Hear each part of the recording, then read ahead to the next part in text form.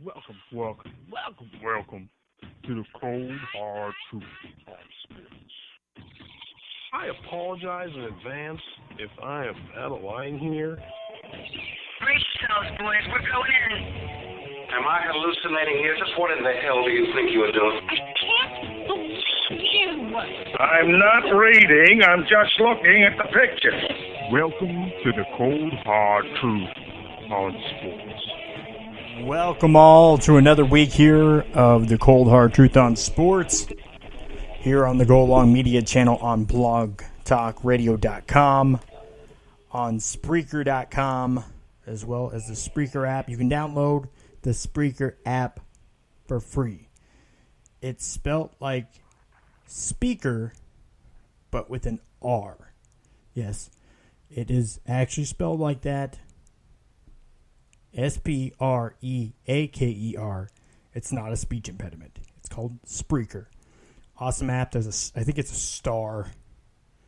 The logo is a star. Kind of looks like the Houston Astros star. Great show planned tonight. For all of you listening live, you can watch the show live. You can go over to Google Hangouts and watch it live on Google Hangouts or Google Live. YouTube Live. So, great show set up for tonight. Some breaking news in the NBA. Kyrie Irving is getting moved. Reports are he's going to Boston in return for a haul. I'll explain a little bit more of that here later in the show.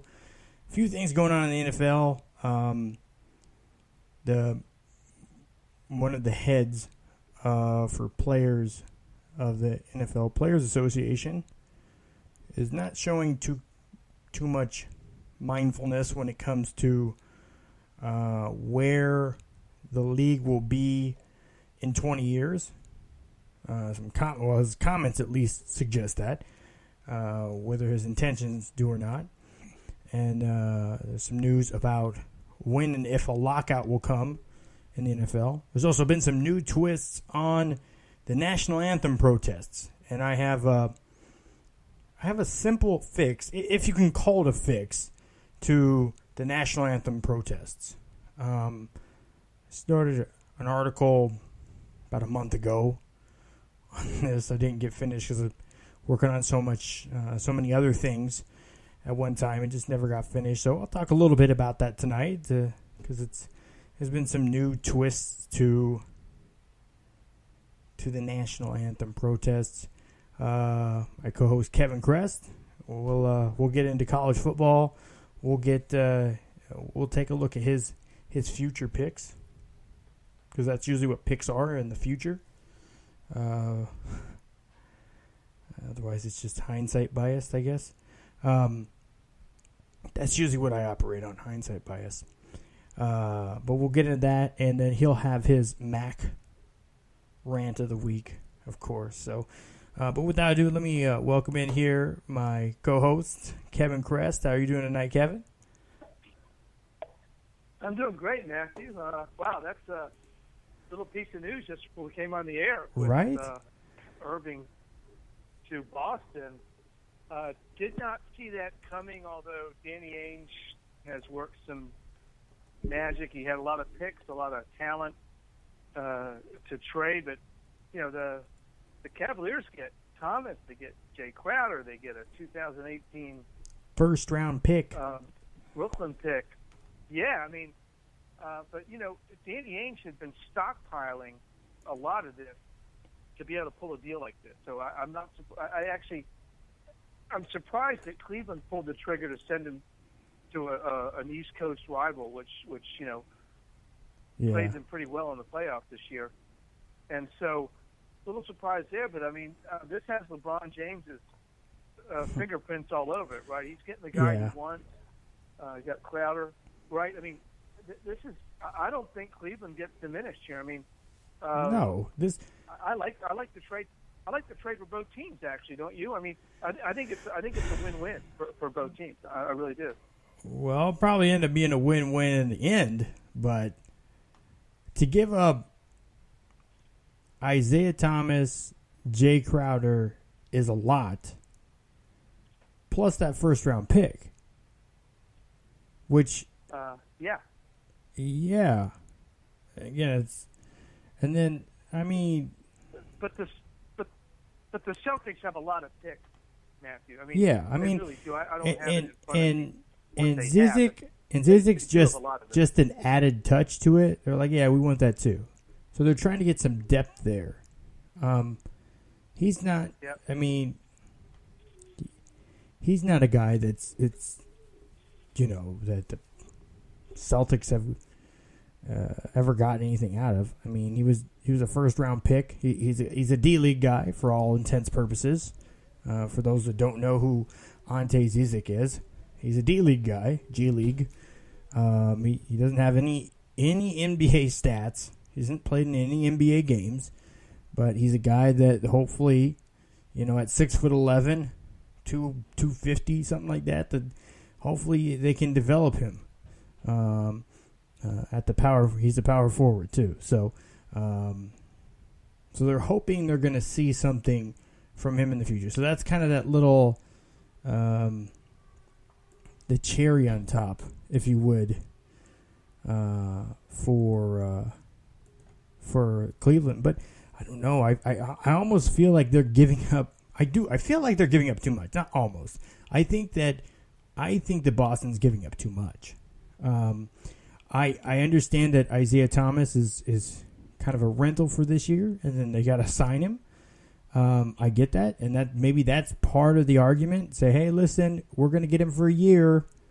There's no guarantees we get him back, but since that's the case, then I want to make sure that we have something else. So Jay Crowder, obviously, there's that, and this is something. I think this is a lot of this is directed at what they have as far as big men at the 4 and the 5, because getting in a Jay Crowder, again, he's a 3-4 like LeBron. That's depth there. He could end up starting.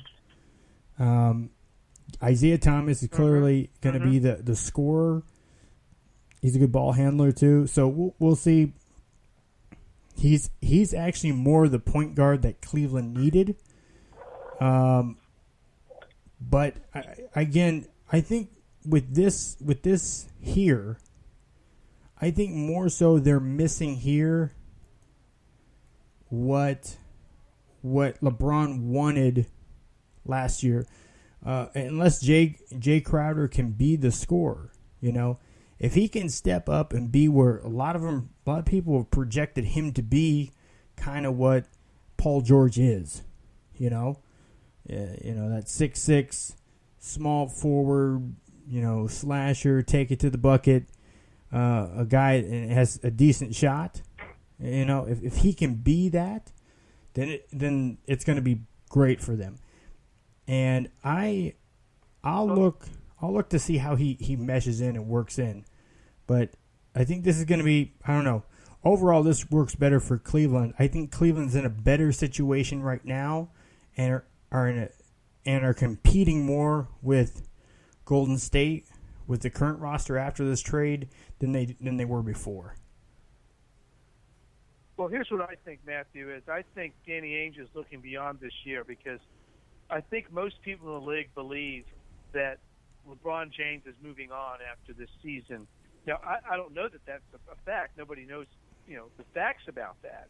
But I think the league believes that he's moving to the West, that he's going to go to L.A. Mm-hmm. And if that's the case, then Danny Ainge is saying, okay, if I can get Kyrie Irving and actually sign him, and he's already under contract for 2 more years. So it's not just a this-year thing for Boston. And if Boston can then leverage all those picks that they have and into some more players, and once LeBron's out of the East, all of a sudden Boston's the team to beat. I would say also that Washington's in a good spot if they can keep their players. That's a good team. But I'm thinking that that's probably the mentality, because for this year, this was not a good trade for Boston. This was a better long-term trade for Boston. But for this year, the Cavaliers got better. In my estimation, they're deeper. They get a big guy. They get somebody to come in and fill the middle for backup Tristan Thompson, et cetera. I mean, this is a great deal. And if I was Dan Gilbert, owner for the Cavaliers, I had to get a deal like this for Kyrie, or I'm not trading him. Why would you trade him if you didn't get a really good deal? And they got a really good deal. And I think that's what happened. They got somebody Danny Ainge picked up the phone and said, here's what I'm offering, and they couldn't say no.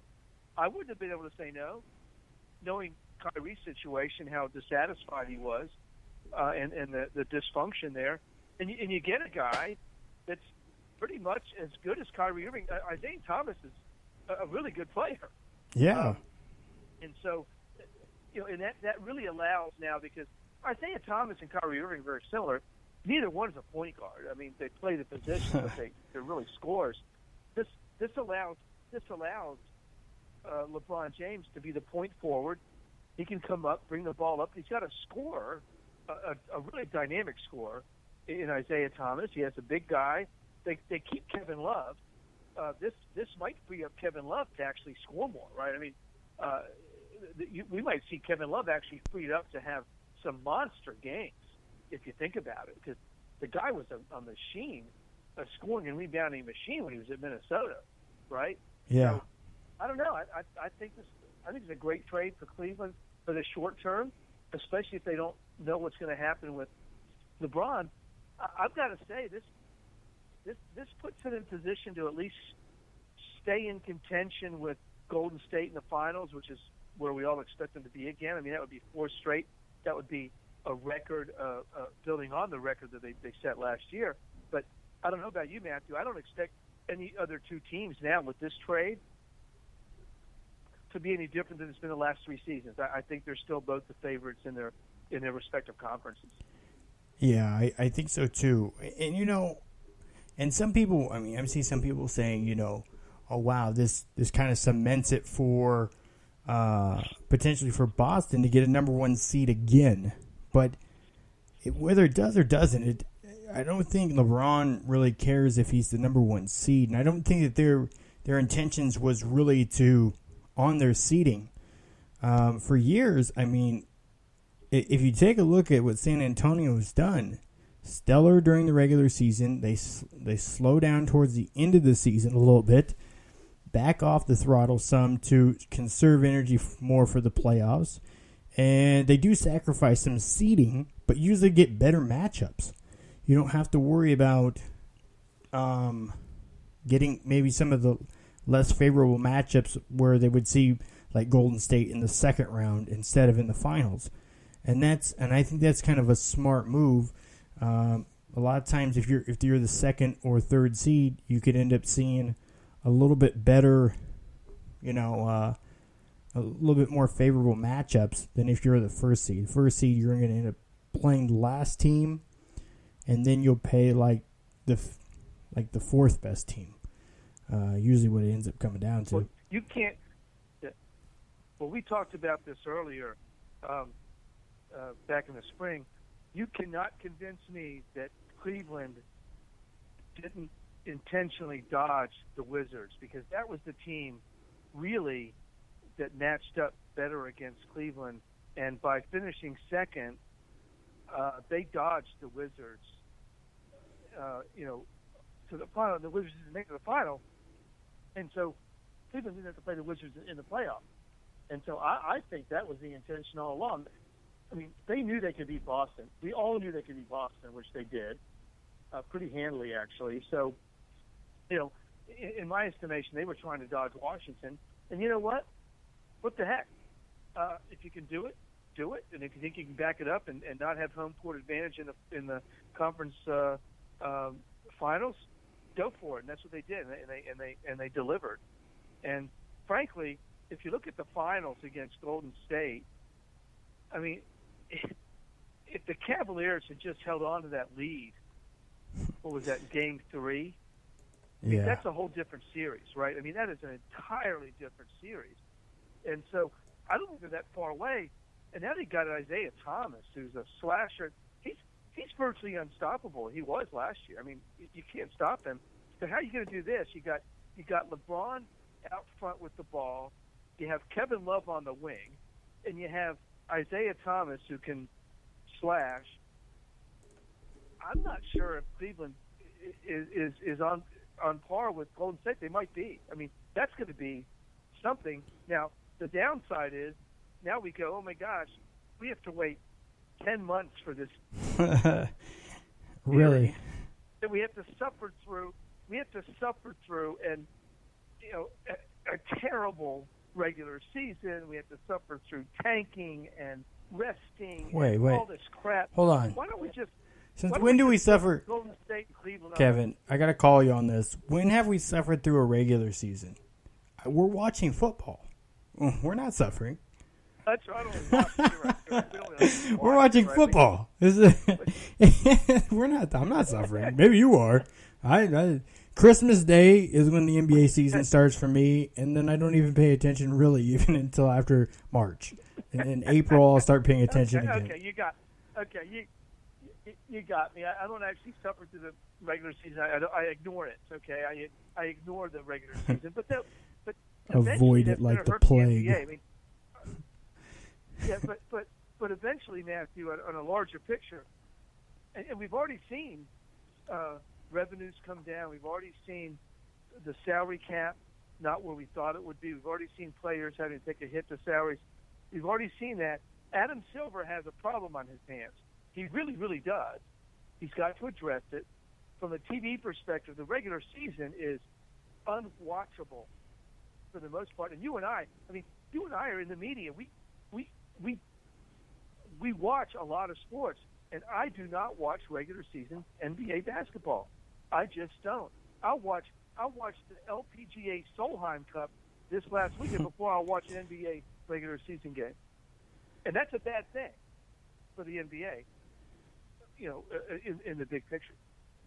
Yeah, it's definitely not a good thing. I mean, you know what? I was thinking about this. I don't know if I remember if I talked about this on a show or not. But I know there's been, obviously, talking about this regular season being nearly unwatchable for the NBA, for most teams. It's probably even more so for the Orlando Magic. But I've been saying, if teams can get players that are interesting, fun to watch, guys that score. See, that's what I'm saying.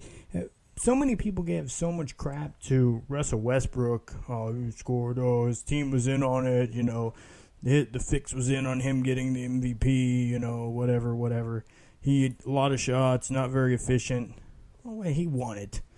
I mean, you can't say his season wasn't, a valiant enough season for him to earn it, which he did. But if the Magic could just drop some coin on one guy to look entertaining, Kyrie was actually like a good guy for them to look at, because I think they could have, if they could have captured Kyrie, found a way to get him down there.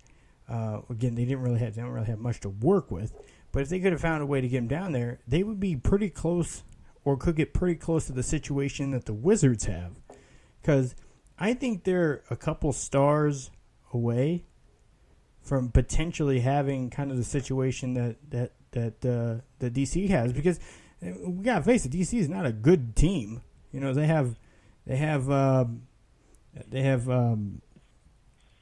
Wall and Beasley. That's it. Well, who else? Well, let's look post LeBron in the East. Okay, let's assume. I mean, I don't know for sure. None of us really do, because LeBron's not saying much. But let's just say LeBron does bail after next year. Okay, and he has every right to. He stayed in Cleveland for 7 years, through 2 contracts, went to Miami, bought a title, came back to Cleveland, takes him to 3 finals in a row, wins a title. As far as I'm concerned, the dude should be able to do whatever he wants to do. He's excelled everywhere he has. So let's just look at the East in 2018, 2019. All of a sudden, that's a very flat competition. You have Boston, you have Washington, you have Toronto, because those guys all just re-upped, right? Because you got Toronto in there, who's just been, just kind of been trying to beat Cleveland. That's a very competitive conference. All of a sudden, it starts to look like the West, but they're not as good. But from a competitive perspective, you have a really good competition. In the West, you have the Warriors, you have the Rockets and the Spurs and the Clippers, and the Warriors have been kind of a little bit above that. But the Warriors, if you remember, they had a couple series 2 years ago that they were vulnerable. They were down 3-1 to was it Houston or Oklahoma City, whoever. So I think that you've got the potential once LeBron leaves Cleveland. So really, all of a sudden, Adam Silver's going, yeah, I like this. And the Knicks have Porzingis, and maybe they can get a couple guys to come in there. They've got a decent, they've got some decent stuff going on. All of a sudden, you have a competitive conference again. But LeBron has been so great for so long. Wherever LeBron is, they're really good, right? I mean, yeah, you can't negate that. You can't question that. It's in the records, right? I mean, even he was at Cleveland the first time with a bunch of stiffs. Matthew, you and I could have played on that team, and they still would have probably won a playoff series. I did play on that team. I mean, I forgot you did. I was there. What was your number? Were you number 13 or number 00? What number were you? I can't remember. In basketball, I've only been number 7 or 20. And I wanted to be 20, but they were like, Ray Allen, you're not Ray Allen. I'm like, he didn't even play for this team. Anyways. I'm usually number -1. That's a -1. And I've got this place on the bench that's near the popcorn stand. That's my place. That's how far out I am. I have played competitive basketball as recently as 6 years ago. I was 53 years old, okay, and I played in a church league team. And I was playing with these 18, 19, 23, 24-year-olds. And because I was the old guy, what I would do is when I tired out, I would just hold on to a guy's jersey at the free throw line at the other end of the court and say, "You're not going anywhere until I say we go." And the guy would look at me and go, "Yes, sir. Yes, sir." So I played the old guy card. It was good. It was a good card to play. But, I had a similar experience. I'm a little younger than you, Kevin. I don't know if I've ever told you that, but I am. You're probably younger than the jeans I'm wearing, Matthew, but that's okay. It could be. It could be. I know you still wear your bell bottoms, your plaid bell bottoms from time to time, so maybe. No. I've moved on from the bell bottoms. So I have to say I have moved on from the bell bottoms. Okay, but I'm playing against high school kids, which I'm basically twice their age, and my mind is thinking like when I'm in college playing, my legs were like, slow down, buddy. Where are you going? And it was this noodly legged. It was my legs like legitimately hurt for like 2 days after that, and I'm like, God, I need to get out here more often. That's just, and again, it's not because I can't play anymore. It's just that I don't ever play anymore. My last my last year of playing college basketball was 2006. And then I played in the church league that following year. That following year in 2007, we won that. We ended up going to Colorado to play the championship game. We won. We got a teeny tiny little trophy. And yes, I did keep the trophy. Sue me. I kept the tiny trophy. I don't care. It's mine. I'm keeping it. We went all the way to Colorado. And on the same day we played, I wasn't affected at all by the altitude. And we won. So, but that's 2007. And then I really haven't even played pickup basketball since then. Other than the time against the high school kids and one other time. And the second time I didn't even run, really. I was kind of just like, yeah. I remember what happened last time. 2 days of pain in my legs. I'm not ready for that yet. So. Well, what's interesting, when I played that last season in Church League as well, I actually was able to play my way into shape because we were supposed to have like 9 players. Yeah. And I was supposed to be like the guy that comes in the last 5 minutes of the first and second half just to spell guys. We had like 5 guys show up every night, so I had to play all 40 minutes. And so it was really kind of cool because I did. I mean, they talked about playing your way into shape, and you know, but before I did that, I thought I don't believe that. You got to get into shape. But I did actually play my way into shape, which was kind of interesting. And so by the last game, we played the same team I played in the first game, where I was pulling in the guy's jersey, and I ran that kid up and down the court, and it was great. We still got our butts kicked, but at least I was running up and down the court, so that was kind of interesting. But yeah, I retired. I retired 5 years ago, so there you go. Now I play golf. I'm realizing now I need to make a comeback. No, I play golf. I ride around in a golf cart, drink beer, give my wife chips that she ignores, and that's my athletic life now. Yeah. I like that she ignores. That's if no one's ever been married, you don't get it.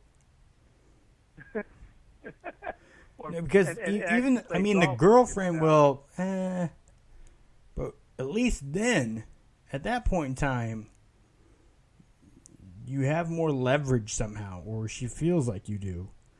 But once you're married, whatever leverage you had, it was pretty much gone. So. Well, you know what happens? You say I do, and you turn into an idiot. That's what happens, right? Your IQ drops like 50 points as soon as you say I do, and the ring and everything else. Your IQ drops precipitously, and so we just have to get over that. You just have to accept that. That's what happens. That's probably what it is. And I make her smarter. That's what it is. She took all my smarts from me, most of them. That could be. So we've got way off track from talking about Kyrie Irving. That was the whole point of the show, Kevin. Wait. Actually, maybe we haven't.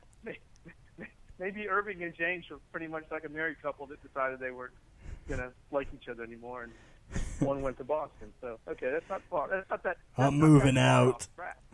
He's like, I gotta tell you, I'm moving out, LeBron. I'm out of here, dude. They needed. I remember that. They need to do. You know how they do those video memes? Yeah. They need to do one of Rachel leaving Ross. Like. Yeah. Exactly. I'm leaving. I remember that game against Milwaukee in February where you didn't pass me the ball with 3 minutes left and we had a chance to win and I'm out of here. I mean that's how that is, right? I mean it does. I remember the night you didn't, I mean if the reports are true that he didn't talk to him for the entire last 2 rounds of the playoffs, I mean it sounds like the spouse that's about to leave,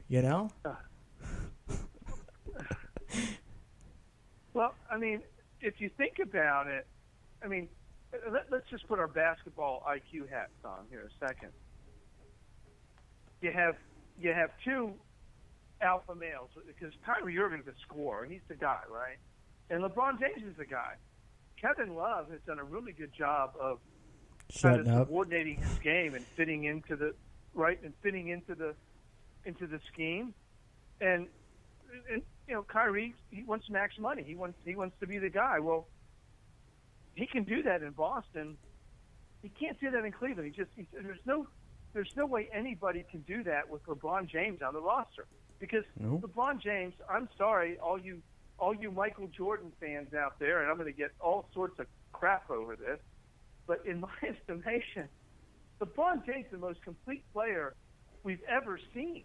I mean, the guy passes, scores, rebounds, drives, all of that stuff, right? I mean, I'm sorry, and he plays defense. And, I grew up, I remember Michael Jordan. I'm a big Michael Jordan fan. I'm an ACC fan. I watched Michael Jordan in college in the ACC. But if you put Michael Jordan on the court with LeBron James right now, at the same point in their careers, LeBron's going to own Michael Jordan. He would just physically own him. LeBron James is like Karl Malone. With shooting ability and everything else. Okay, so I mean, nothing against Michael Jordan, but and LeBron has this longevity. He's been able to do it for, I'm going to say 3 different teams. It's 2 different franchises, but it's still 3 different teams. Michael Jordan had the same, for the most part, in his 6 championships, had the exact same roster. There was some switching back and forth. Rodman came in, good coach went out, whatever. But for the most part, that was a very similar team. LeBron James has been able to put on his shoulders way different guys and assemble different lineups and do it consistently. And, he just ran into a buzzsaw against Golden State. Otherwise, he'd have 5 championships right now. So hold on. Wait. Now it's a negative because people wanted to play with Michael and win championships? Because they could get free agents to Chicago? So now that's... Oh, no, it's not negative at all. No. I know I'm saying it's a positive, but that lineup didn't turn over all that much. I mean, he had Pippen the whole time, right? I mean, that was Phil Jackson the whole time. That was Pippen the whole time. I'm just saying, whenever you say someone's better than somebody else, everybody assumes that you're saying somebody else is bad. Michael Jordan is arguably the first or second best player of all time, and LeBron James is the first or second best player of all time. They're 1 and 2 in my mind. You can flip them back and forth depending on your criteria, right? If you want to talk about accomplishments, you go Michael Jordan has 6 rings. I don't like arguing best of all time, but I don't think LeBron James is the best basketball player of all time. I don't think he's the second or 3rd best. Maybe he's... So what do you think he is? He's a basketball player. He's top 10. Something. Definitely top 10. Maybe top 6. But he's not better than Michael overall, all time as a basketball player. If we're talking about all-around skills, yeah. He has more size. He has decent speed. Michael's better off the ball. Michael was better at finishing at the rim, not necessarily just dunking, but finishing at the rim than LeBron. LeBron has freakish athleticism and size. He jumps a lot higher. Well, not a lot, but he jumps higher. I mean, he's taller. He's 4 inches taller than Michael Jordan. He brings some of the similar tenacity that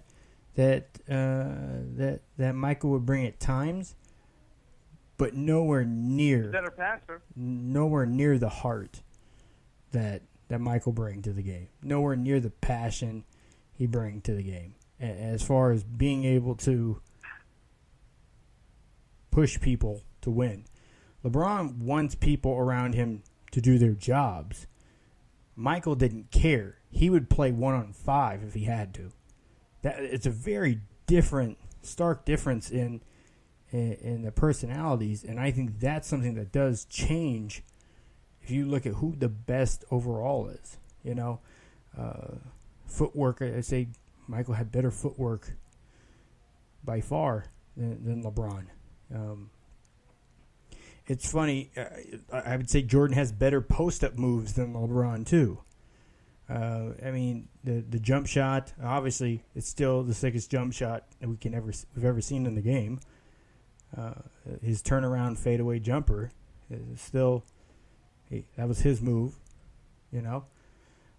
But again, the best player ever play the sport is Michael Jordan, and I don't think it's debatable if you look at it. Yes, did he have a good team? Yeah, but LeBron has also seeked out other All-Stars and went to other teams to find All-Stars to play with. They drafted Scottie Pippen. Okay, so that's how they got Scottie Pippen. They bring in some other guys, but we also have to remember free agency wasn't the same back then either. And they even though they did bring in some guys like a Dennis Rodman, like Ron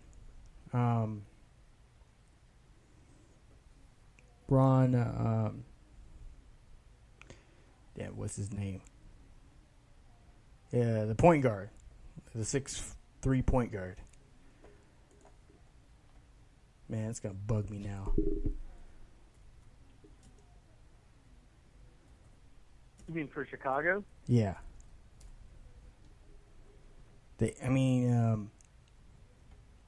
Longley was there. Tony Kukoc, they got him from overseas. They got him from overseas. So that was he was there for everybody to get. Ron Harper. That's what Ron Harper. Longley? They brought him Ron Harper. Ron Harper. I mean they bring in some guys, but it's not like they didn't bring in like he didn't bring in Karl Malone to play with him. You know, he wasn't trying to get Ewing to be the center. You know, it wasn't the same thing. I mean, but let me reiterate that they're 1 and 1A depending on your criteria, right? Because your criteria, how you define your criteria depends on how you rate the players. My criteria are overall skill and athleticism and ability, and I've watched them both. I mean, listen, Jordan was his first 6 years was kind of just okay. Yeah. Okay. He came to the league in '85. They didn't win the first championship in '92. So it wasn't like he burst onto the scene and took this team on his shoulders. And frankly, LeBron was fairly similar in that respect, right? Yeah. Didn't reach a final until the '60s and all that kind of stuff, right? I mean, yeah. Very similar careers. You know, I can make a case for both. Now, if you want to talk about an exciting player, I put on my all-time list. I put Kobe ahead of LeBron.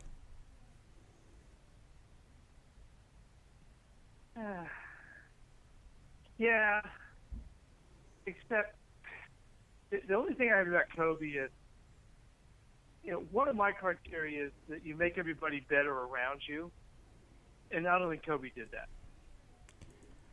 I guarantee he made people better. I mean, I'm gonna find an interview. He was better with him on it. Yeah. I'll find the interview for you. I'm a big Kobe fan too. I mean, I'm a big Kobe fan too. Listen, and I don't like these debates actually. This who's better, because every time you say somebody's better, everybody assumes that you're saying somebody's bad. They're all terrific players. Kareem Abdul-Jabbar. I mean, if you talk about a great player, Oscar Robertson, great players. You talk about these guys that the Karl Malone. We just mentioned him. He was a great player. You know, you look at that dream team in '92, right? Drexler, Malone, Stockton, Jordan, Magic Johnson. You just start going down the list. Oh my gosh! I mean, you know, it's so hard to say who's the best of all time. I just think LeBron. I feel LeBron gets a bad rap going back to his departure from Cleveland the first time. And I actually think that clouds people's objectivity about LeBron's game. I mean, just look at his game and how he plays and all the different things that he can do. He passes, he scores, he rebounds. You know, that to me to me, I think the comparison with LeBron is more accurately against Magic Johnson than it is against Michael Jordan, because of what he's been asked to do, in his role as a player. I think it's unfair to compare against Jordan, actually, because Jordan was a scorer, right? He was that's what he did. And you're right. His play off the ball was incredible, the way he got open and all those kinds of things. But if you really want to actually compare LeBron James to a player of his size, which Magic was his height, if not taller, not as big, not as physically big, that's a different era. Yeah. But in terms of what was asked to do, I think the more apt comparison is against Magic Johnson. And Magic Johnson has been long considered the most complete player, right? I mean, because he played all 5 positions. Yeah. Jordan could never play center, right? Jordan couldn't play all 5 positions. Magic could. LeBron has at times. He brings. He plays all. Just don't tell Michael. To me, don't tell Michael that. Well, I mean, obviously with his leaping ability, he could compete at center, but Michael Jordan's only 6'5". Yeah. Right. I mean, 6'6". Yeah. He couldn't play, and especially in his era. In his era, where the centers were 7'1", 7 foot. I mean, that was the era of the big guys, right? I mean, that was the Michael Ewings and the Hakeem Olajuwon, and that was the big guy era, right? The David Robinsons, and these space eaters in the middle of a lane. Exactly. But, so I mean, listen, they're all great. They're all great players. And actually, I mean, if we get back to a conversation, I think LeBron with Isaiah Thomas is going to be that could be something special right there.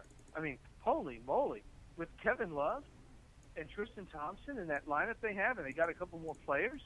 Oh my gosh, I think Cleveland got better. I agree with you. I think Cleveland got better. Boston might have stayed the same. And look what happened last year. Cleveland beat them. And they beat them the year before. I think they'll beat them this year. The question is, what's LeBron's future? And I think that if I was Cleveland Cavaliers, I did the right thing. I rolled the dice. I think Isaiah Thomas is just for this year, isn't he? Is this contract? Yeah, right? this is the end of Isaiah Thomas's contract. This is last year. That's what I was saying. He's a rental basically this year, and I think that's probably where Danny Ainge he leveraged that. Yeah, he's a, or that's where Cleveland try to leverage it with Danny Ainge. He's a rental. If not, you're just going to lose him. So he had to trade Thomas. He had to trade Isaiah Thomas because they needed to give up a point guard to get a point guard. But the thing is, he's giving up a better point guard than he's getting a point guard. He's getting a better scorer, but he's not getting a good point guard in return. But that's the thing is now he's also giving up a guy that has a pretty high ceiling, I think, in Jay Crowder. And then he's giving up a guy that we don't know who it could be, but he's probably going to be pretty. He could probably be pretty decent if it's any testament to kind of the depth of this last year's draft. A guy in the first round next year. So we'll see where that falls, because if it falls in the first half, we could see something pretty good. I mean, this year they're saying that, they think that they should have some guys in the second round that might actually pan out, make some NBA rosters this season. Not make a huge, impact or anything, but we'll make rosters. So, it's going to be an interesting year. I don't know. I'm still not going to play fantasy basketball, so I don't know. It's just too much. I'm not even playing fantasy football this year. I didn't have enough. Well, yeah, I am too. I've got 2 legs, but I didn't have enough prep time because for my Friday show, usually I prep a lot. But for this trade happened so late. One of the things we have to look at is what Danny Ainge has stockpiled. I don't think he gave up a lot of what he has stockpiled. He gave up 1 draft pick. Yeah. One draft pick. One of like 13, 16. He has a bunch, right? I mean, he has tons of draft picks. So he's sitting there going, and by the way, he's not going to draft with those. He's going to deal them, right? And he may not be finished, right? I mean, he can still trade. Yeah. I mean, he might be at a deal for somebody else. And I think that the reason that the Cavaliers were compelled to go after Isaiah Thomas was because all the reports say they whiffed on the Paul George deal. They had Paul George if they just pulled the trigger, and that would have been an amazing team. If Cleveland would have said, we'll go ahead and throw in another. We'll throw in another pick. Go ahead. Yeah, which one do you want? They could have got Paul George. Right. And they whiffed. They whiffed on that. Right? Yeah. They either wanted too much or whatever. But from what I understand, the reports were that Paul George wanted to go to Cleveland, and Cleveland whiffed on that deal. They just didn't make the deal. Well, he wanted to go to Los Angeles. Wait a second. But eventually, he wants to go to Los Angeles. That's understood. If he was going on a 1-year basis, he'd prefer go play with LeBron, get himself potentially a title real quick, and then head out west when that salary cap opens up and the Lakers can pay him big money on free agency. Instead of getting him on a 1-year deal and spending even more on him. Because I guess the Lakers are being investigated for potential tampering in the situation because it was pretty widely reported that he wants to go there and that they want him there, and that the idea is from people that have talked with Magic and the heads of the Lakers that they'll let him go for this year, and they're going to get him in free agency next year, so they're not overpaying for him. It's kind of an understood thing. Now, Paul George has come out and said, hey, I'm not guaranteed that I'm going to go to Los Angeles. Maybe I like it where I'm at. I don't know. I could stay. So, again, is that maybe some kind of, hey, look over here, nothing to see? Maybe, but at the same time, he's making it. If he wins a title, with Cleveland, what says he wouldn't leave? He wouldn't stay. I mean, if he's in the Western Conference Finals with OKC, who's to say he wouldn't stay in OKC? I don't know. He's been in small markets his whole career. Who's to say he wouldn't stay? That's not a big adjustment for him now. Well, but here's the conspiracy theory, right, or the theory of where people think this is going is, so if the Bulls buy out Dwayne Wade, which is speculated that they will, right?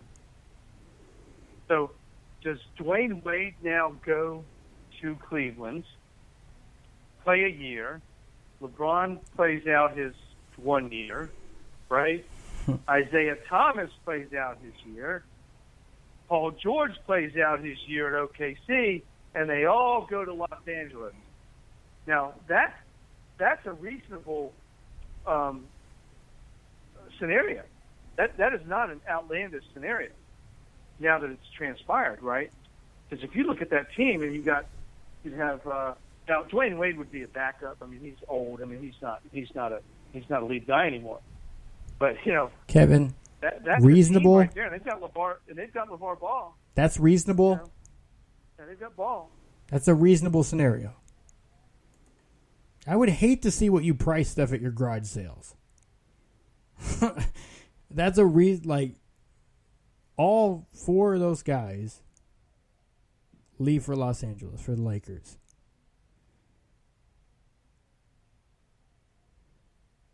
I mean, I don't know if it's reasonable. If you look at how it all lines up, though, but definitely plausible. It's possible. Under contract after this year, right? No. One of those guys is under contract after this year. Not one of them, right? Yeah. And I don't even know what Chris Paul's situation is, right? And there's one other guy we haven't even talked about, Carmelo Anthony. Okay, so I think Magic Johnson and he has 2 years left, though. I'm pretty much convinced he is tampering. Magic Johnson is tampering because he's the guy. He can talk to anybody. he is tampering under the letter of the law because he's talking to guys because he's Magic Johnson, right? Yeah. Right. I mean, it's like back in the day when when he takes the Trump approach. the He literally will tweet it out huh? and say, "Hey, this is what I think. This is what I think." He trumps it. He does what the president does. He just tweets it out what he thinks should happen. And because he's not directly having a conversation with him, he could talk his way around it. Right.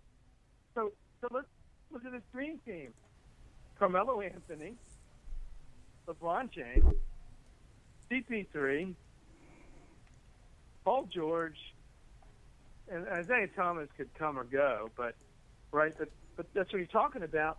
And you put him around this guy that's going to play the season by then. That's Ball. We don't know how good he's going to be, right? We don't know. Mm-hmm. And if he's great, then you just got a really good guy. If he's not, the Lakers will deal him, right? That's what they'll do.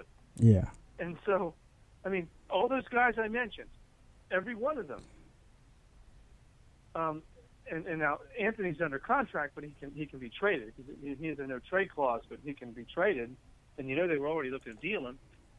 So, look at that. I mean, listen, I think it's probably, I'm going to say 60% done deal. That's if LeBron wants to leave Cleveland, right? I mean, LeBron drives this train, right? I mean, and the fact that he hasn't said he's not leaving leads you to believe that he is. And by the way, I guess my point before of probably saying how great a player LeBron is, he's earned the right to go wherever he wants to go. Yeah. Right? I mean, he owes nobody anything. He brought a title to Cleveland. He came back. Play this cut real quick from TMZ. They caught up with LeBron. It says LeBron on New York. Blake Griffin was saying over the weekend, I guess, that LeBron wants to come home to Los Angeles. So that's kind of been the talk. And LeBron has made some comments about going home to Los Angeles. He lives most of the off season, in California, in LA. Yeah. And he still has his Akron home. So even when he was in Miami, he was still coming up once a week to Cleveland, or on off days. So he wouldn't be in Miami all the time. When he was playing, on the off stretches, he would fly up and he would be in his home in Akron. So I'm gonna play this cut real quick. Okay.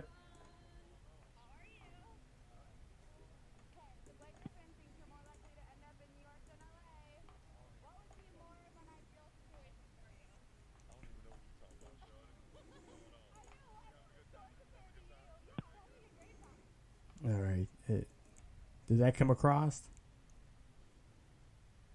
I don't think it played. Okay.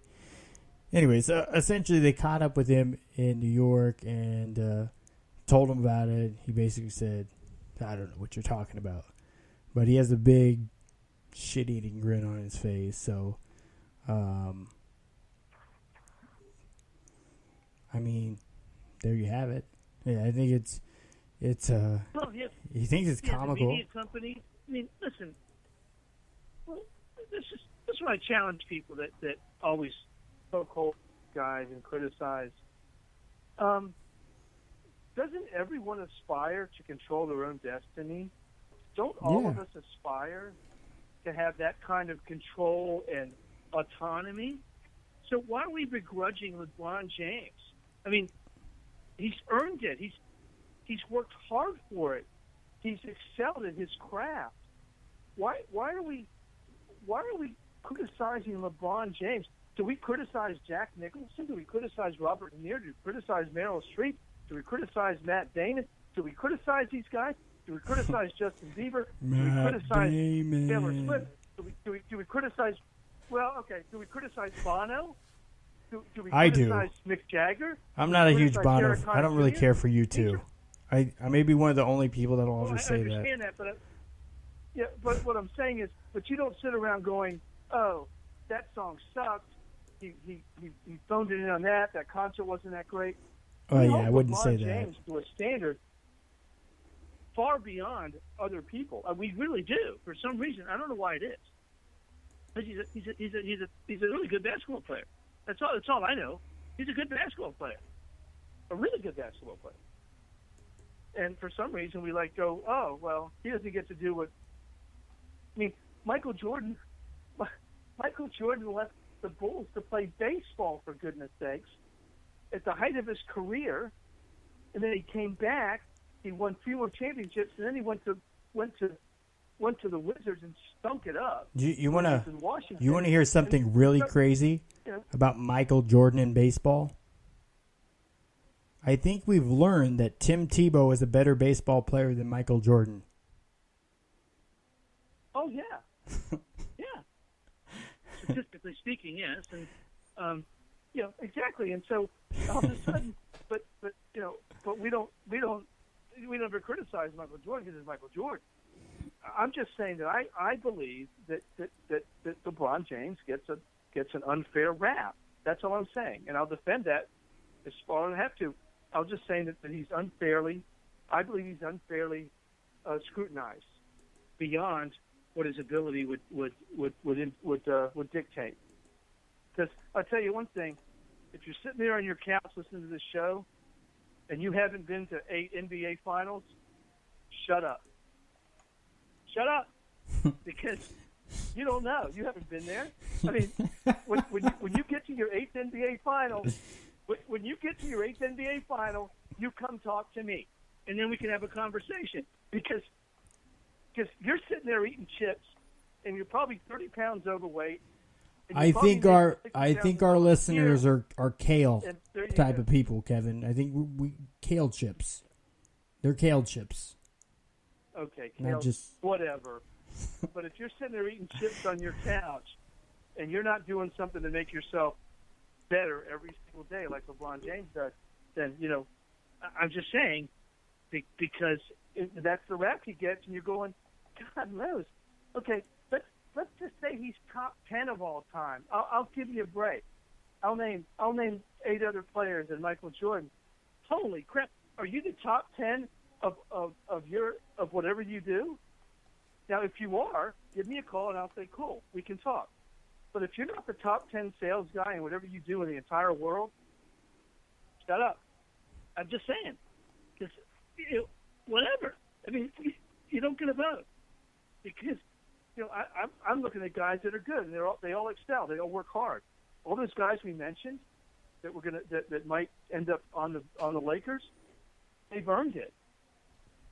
You know how hard that is, right? You and I both, we play competitive sports. You know how hard that is to get to the level they are? It's ridiculously hard. There's guys come out of college that can't miss, no miss. They're nowhere to be found. And LeBron James has been at the forefront of the publicity since he was 13 years old, and somehow found a way to. And Michael Jordan didn't even start on his varsity basketball team until he was a senior. LeBron James has been under the microscope since he was 13 years old, and he found a way to excel. So there you go. I'll get off my high horse. We'll talk about something else. But that's just. I don't want you to get too far off your high horse. There's my rant. Well, you said earlier that you were expecting a rant from me at some point tonight. Well, a Mac rant. Your Mac rant of the week. I don't see any. No. In either of the two polls, I didn't see any Mac teams that made it. Looks like the closest Mac team to get anywhere near something called a ranking in Division I, Tulsa, Western Michigan. They got respectfully 10 and 9 or 10 and 8 votes for the coaches poll. Tulsa's AAC, but I mean, I think if that's right, Toledo. It's Toledo, but they didn't get any votes. Toledo got 1 vote. I'm sorry. Hadn't bailed for Minnesota, they might be in there because he left. But No, you'll get my MAC rants during the season because that's when they start to actually it's pull some upsets and it's actually pre-MAC season. You gotta warm those rants up. I mean, I'm going to say it right now. This might be a down season for the MAC. Oh, I know. There you go. You're like, oh, you're making excuses. Well, if it's anything like your prediction on the down seasons for Alabama, then they're probably going to do pretty good. Well, and in fairness, we've both predicted Alabama having 2 losses for like the last 3 years, and they have still every single year. Eventually. Yes, but eventually it should happen. But I did pick Clemson to win the national championship last year. You know that. I said on this show. Yes, you did. Remember, I yes, picked you them did. and they did win. Now, I didn't come close to the other 3, but no, I don't see a really strong MAC team this year. I think they'll be competitive in their conference. I don't see a lot of that going on. I do see. If you want to talk about a mid-major conference that can make some noise, it's the AAC with South Florida. I don't think it's a mid-major. And I think again that was the Big East, the major teams from the Big East. Also, Louisville was part of the AAC, but they left to go to the ACC. So they would have been a part of that too, and I think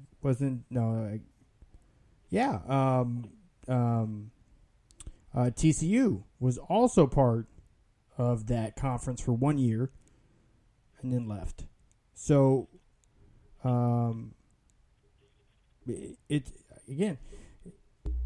there's been the conference realignments kind of screwed some things up. The funny thing is we might be talking about this next offseason, and USF is part of the Big 12, which I think is inevitable. If they don't, if the Big 12 doesn't add USF, it was a huge mistake and a huge miss on their part. Because it's the only Florida team to expand their footprint, right? I mean, they've already got West Virginia, so they need a partner team for West Virginia in the East. And if you want to expand recruiting into the state of Florida, which is still, even with the diminished state of high school football these days, it's still a huge state for football.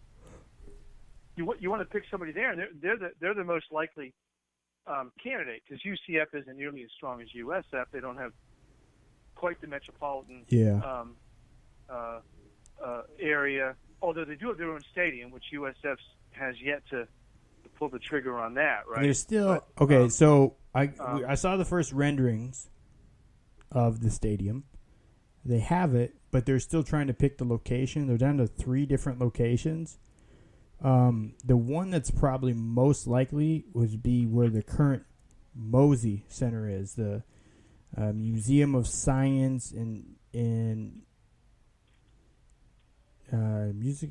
The Museum of Science and Industry. I think that's what it is. Mosey.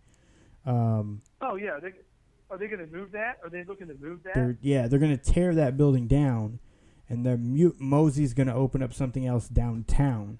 From this is what I've heard. Move downtown, and then they'll build a stadium there. Now, that land is owned by the county, so they could still serve alcohol because it's owned by the county and not on school property. County? Yes. It's owned by Hillsborough County. Hillsborough County? Yes. So the land would basically be donated by the county to them, or at least one of the two. And as you know, I lived in Tampa for 6 years, so I'm pretty familiar with the geography and topography and all that.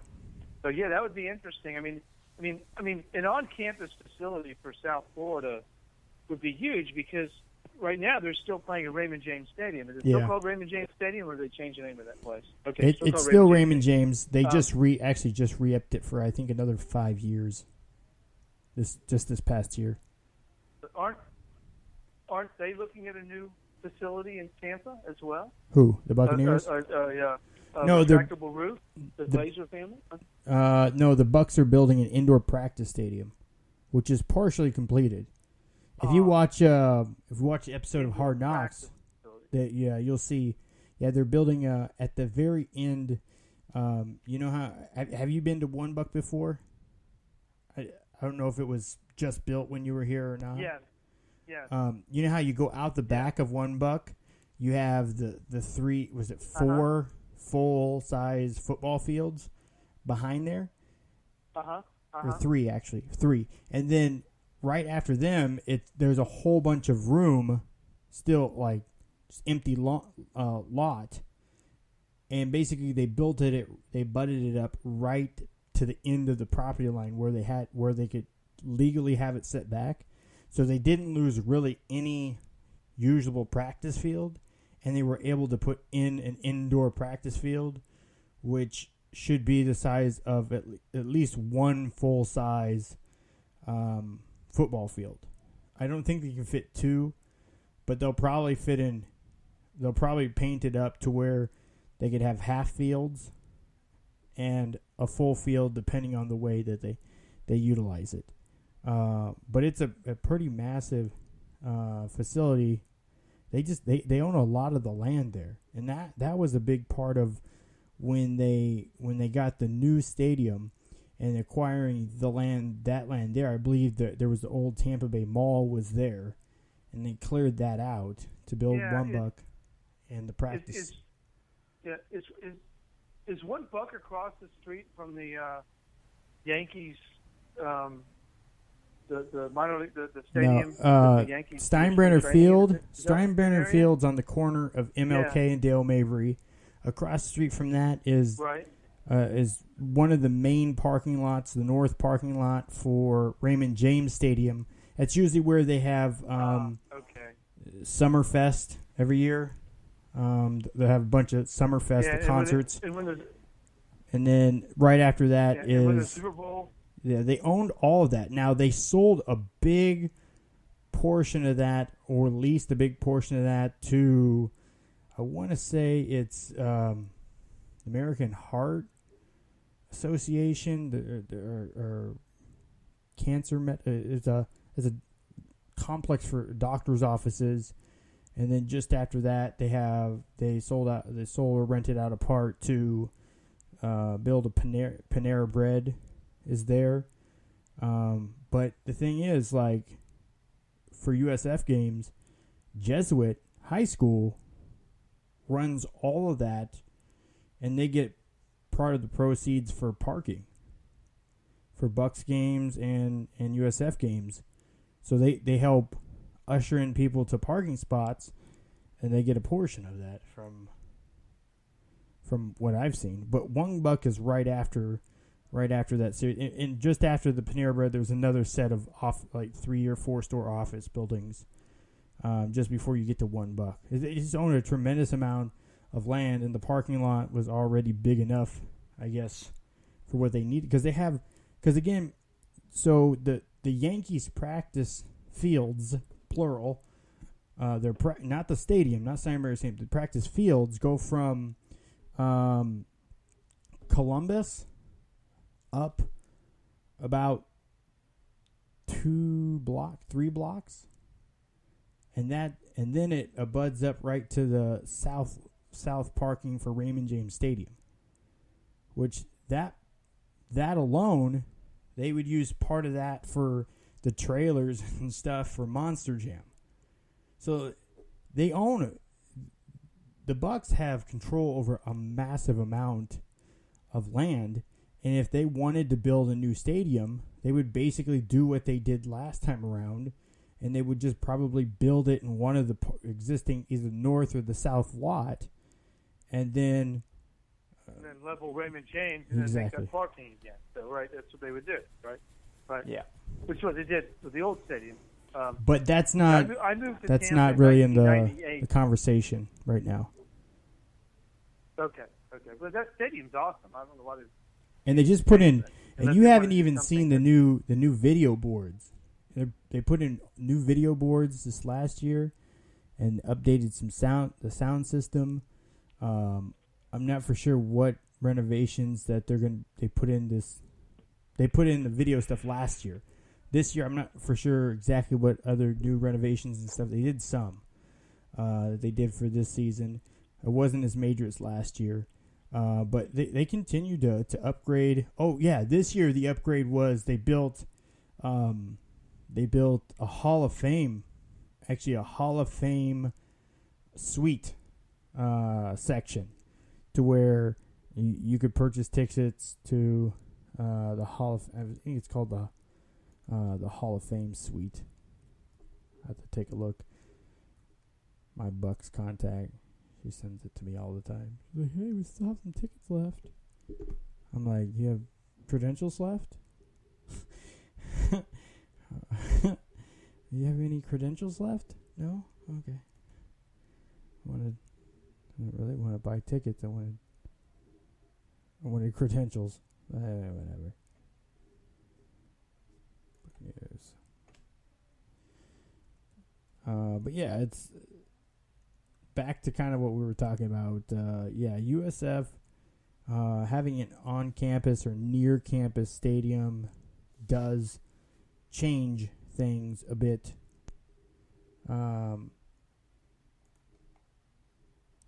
For the college moving forward, as far as just the way they recruit. I mean, having it closer to campus changes things for students and stuff too. That area has been building up around USF. There's more places, more restaurant. I mean, there's always a lot of stuff to do over there. The University Mall has been getting a facelift, and stores are starting to go back in there again.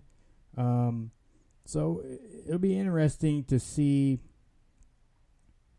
what that would do again. But that's about 5 years or so away, at least, according to officials at USF. So. Well, in conferences, especially the Big 12, which is used to their schools having on-campus facilities, right? It's more attractive to a conference when they have an on-campus facility because they control it. Now, the Pac-12, little different situation, right? Because you have USC and UCLA, which play at the Coliseum in the Rose Bowl. You've got Arizona State. That stadium is kind of on campus, but it's kind of not. It's adjacent to campus. You have a little bit different situation in the Pac-12 with the stadium situations, but the Big 12, I think, would really like, even if USF said we're going to build an on-campus facility, they'd like that better. But at the end of the day, the Big 12 is a wild card right now, Matthew, in college football. They're gonna drive what happens in realignment in the next 2 or 3 years because many of us, me included, can envision 4 18-team conferences, right? And the winners comprise the college football playoff.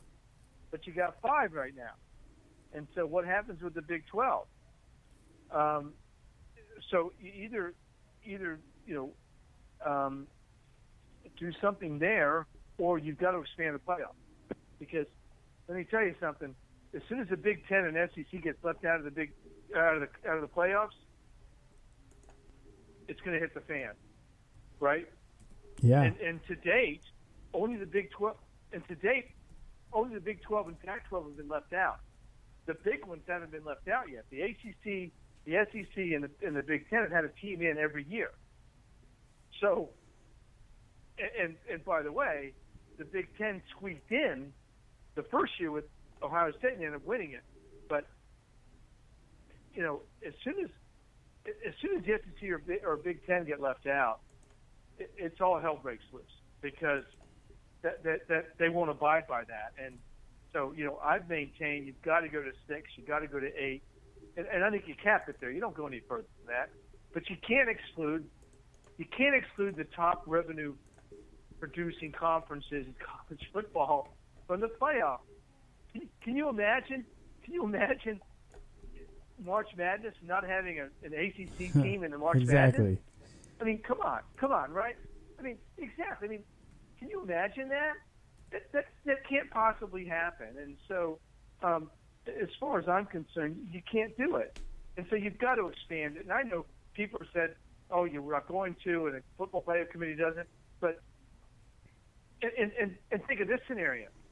Think of a scenario where the Big Ten and the SEC are left out, and you bring in somebody else like a Notre Dame who runs the table, and all of a sudden they're both out, and you go, "Holy crap, this can't be happening." And they don't want that either, because if you leave out those two conferences, you wipe out the ratings for the college football playoff, right? I mean, who's going to watch that? I mean, who's going to watch Notre Dame play, Washington State in the first round, and West Virginia, play whoever, right? I mean, it's a bad scenario. It's a bad scenario for college football. So I just look at it from a business perspective. You and I both, we write a lot about the business of sports. So it's just a business decision. It's a bad business decision to go, we're going to keep this at 4 teams. I think it is anyway. I mean, because the rest of the games are meaningless. I mean, there's some fun bowl games, but holy crap, you got to get the best teams in. And I could argue the last couple of years that you had a really good team. Oklahoma last year, they won their last 9 games and got left out, right? Yeah, that's not right. That's not good for college football. They were probably playing the best football of anybody, and they get left out. That doesn't make any sense to me. I mean, like the NFL, the major leagues have 30%, 40%, 50% of teams make the playoffs. Yeah. Why not add a couple more teams? I actually think 6 is the number. I really do. That gives you 5. That gives you the 5 major conference champions and an at-large. And by the way, Notre Dame's going to join the ACC really soon anyway. You're already playing 5 ACC games a year. That's going to happen. And so that just gives you a couple of large teams, or an at-large team. What if a Boise State or a Houston or somebody runs the table? You get them in the playoffs. That's good for college football. That's how I see it. And you give the top 2 teams a bye, which they will have deserved, right? If Alabama and Ohio State go undefeated and they're the top 2 teams, give them a bye. They've earned it. Now, just like they get the bye in the NFL. So I'm gonna bring James on with this here too, but I want to looking at the top 25, because last year our preseason, obviously you and we've had these conversations, and I believe James feels the same way. There's not a whole lot of value in the rankings for preseason. You need 5 or 6 weeks to really determine a ranking. That's, again, why the playoff committee waits about that long to make some sort of a decision for their first ranking. But last year we had a lot of teams that were significantly overrated or really fell off. I know the Associated Press put out their top 25 today. The coaches poll, I think, came out last week, preseason. Yeah. Who do you see this year besides Virginia Tech that you think is overrated and probably shouldn't or probably won't end up being in the top 25? But wait. Just say you really thought you were going to flip that by me, didn't you? I tried. I tried. Almost did. I'm going to ignore that. I don't believe it. Okay, I don't believe it either. I'm just messing with you. It is a good question. I mean, and part of it though, Matthew, is when you look at the schedule, right? I mean, that's what you have to look at. I mean, you look at the schedules because Alabama, Florida State play each other the first week. Ohio State, Oklahoma play each other in week 2. Auburn plays Florida. No. Auburn plays Clemson. Florida plays Michigan. This is all the first week or 2 of the season, right? Yeah. And so, you got to look at that and go, wait a second. Oh, USC has a killer first 3 games. So you go, wait a second. All these teams, somebody has to lose. I mean, half the top 10 is guaranteed a loss in the first 2 weeks of the season because they play each other. And so, are we looking at who the best teams are right now? We're looking at who has a likely chance to make it all the way through, right? What, I mean, that's was what we that look at. was that reference to USC having a first 3 tough games? Was that your poll for the MAC this week? Is that what it is? Because they start with Western Michigan. Well, yeah. I mean, they've got a MAC team. That's always tough first week, right? Because the MAC school is always full of upset. And then they play number 14 Stanford, number 23 Texas, right out of the chute. Texas number 23. They're all at home. How did they get that? How did they get to number 23? Are they just like slipping Houston out and slipping Texas in just because the head coaching change? But then if you turn it around, I would argue that if Willie Taggart was still at USF, they would still be in the top 20, 25 preseason ranking regardless. USF, and they bring in Charlie Strong. So it's kind of like a lateral move for coach for either way. But Texas is in the top 20, 25. I don't. It was USF, right? USF's 23, right? 22, 21, 19. Like but I have to look at scheduling because Texas, I think, is there because the consensus among experts. I'll just say I won't put myself in that boat, but I do watch a lot of college football. The consensus was that they had a lot of talent, and Charlie Strong didn't get the most out of the talent, and they think Tom Herman can. I don't know. We'll have to see. But Texas, but Texas is we're gonna know really early with Texas because their schedule's pretty tough. They come out of the chute with some good teams, right? I mean, I want to say they open against Maryland. It's a Big Ten team. True, they're not the best. San Jose State's not very good. Then they travel to USC. We're going to know about Texas pretty soon. I mean, in USC, and I know that Nick Saban was a little bit criticized a couple weeks ago for some of his comments about, we should all be playing Power 5 teams.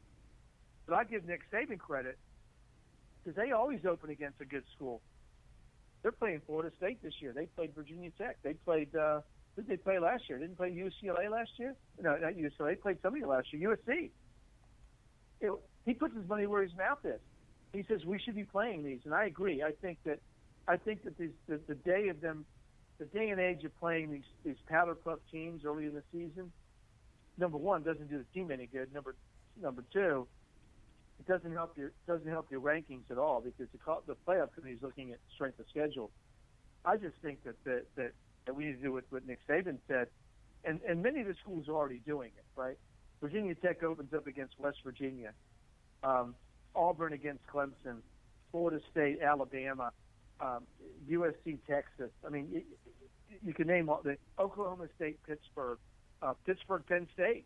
Okay, we've got some really, really good games early in the season, and those are the teams that are going to differentiate themselves, I believe.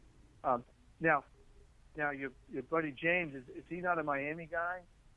No, right? Florida He's a Miami State guy. James, you can speak for yourself. Okay. Welcome in, James. No, Miami. Okay. Miami. Okay, then Miami's non-conference schedule is embarrassing. Okay, it's an embarrassment for a team of that caliber. Okay, it just is. I mean, they play nobody. Why is Florida ranked in the top 25? Because they're Florida. Well, they won their half of the league last year. They're probably better on offense this year than they were last year. How so?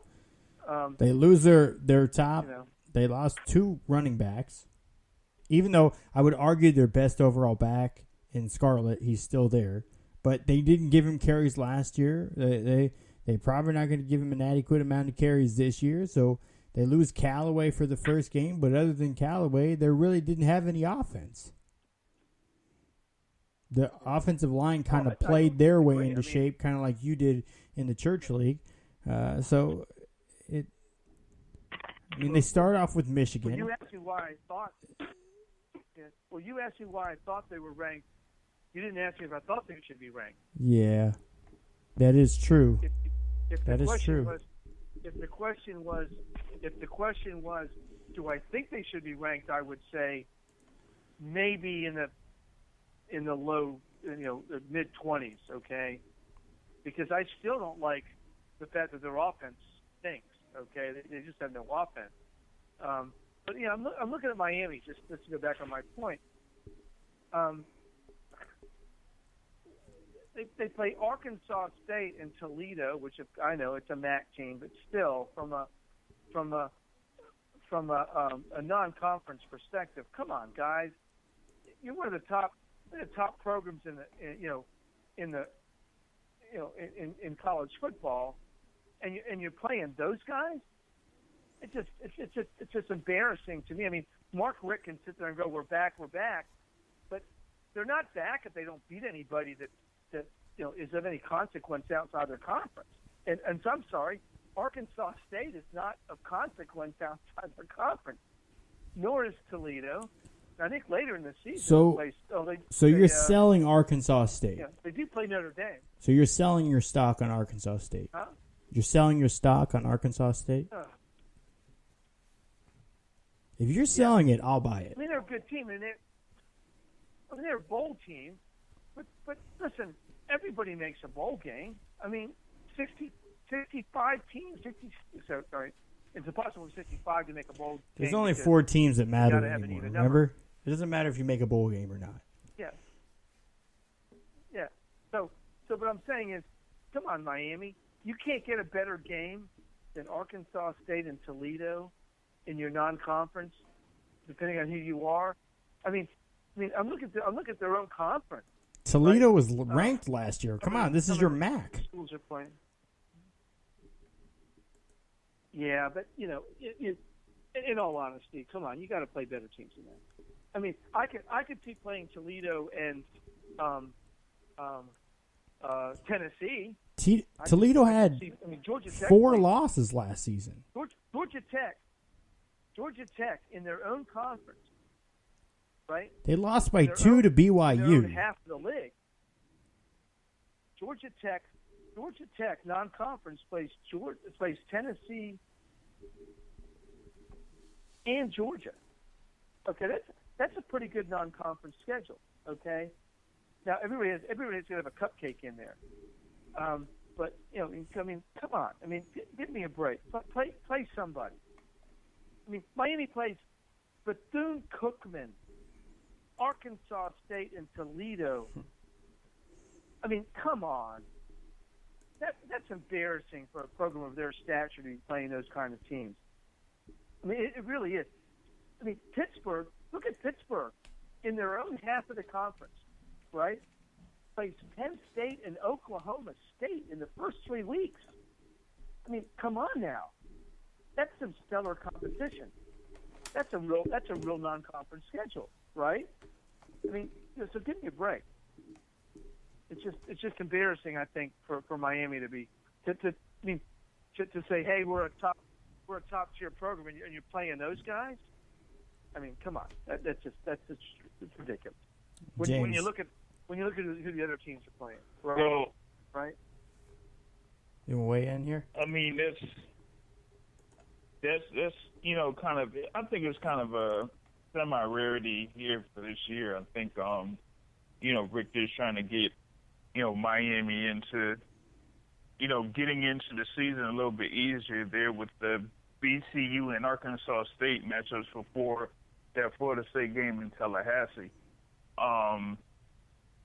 But in the future, I mean, you have the kickoff classic this year with Florida and Michigan. Next year will be Miami and LSU. And, they're going to be playing Florida in 2019. Michigan State, they have a home-and-home with.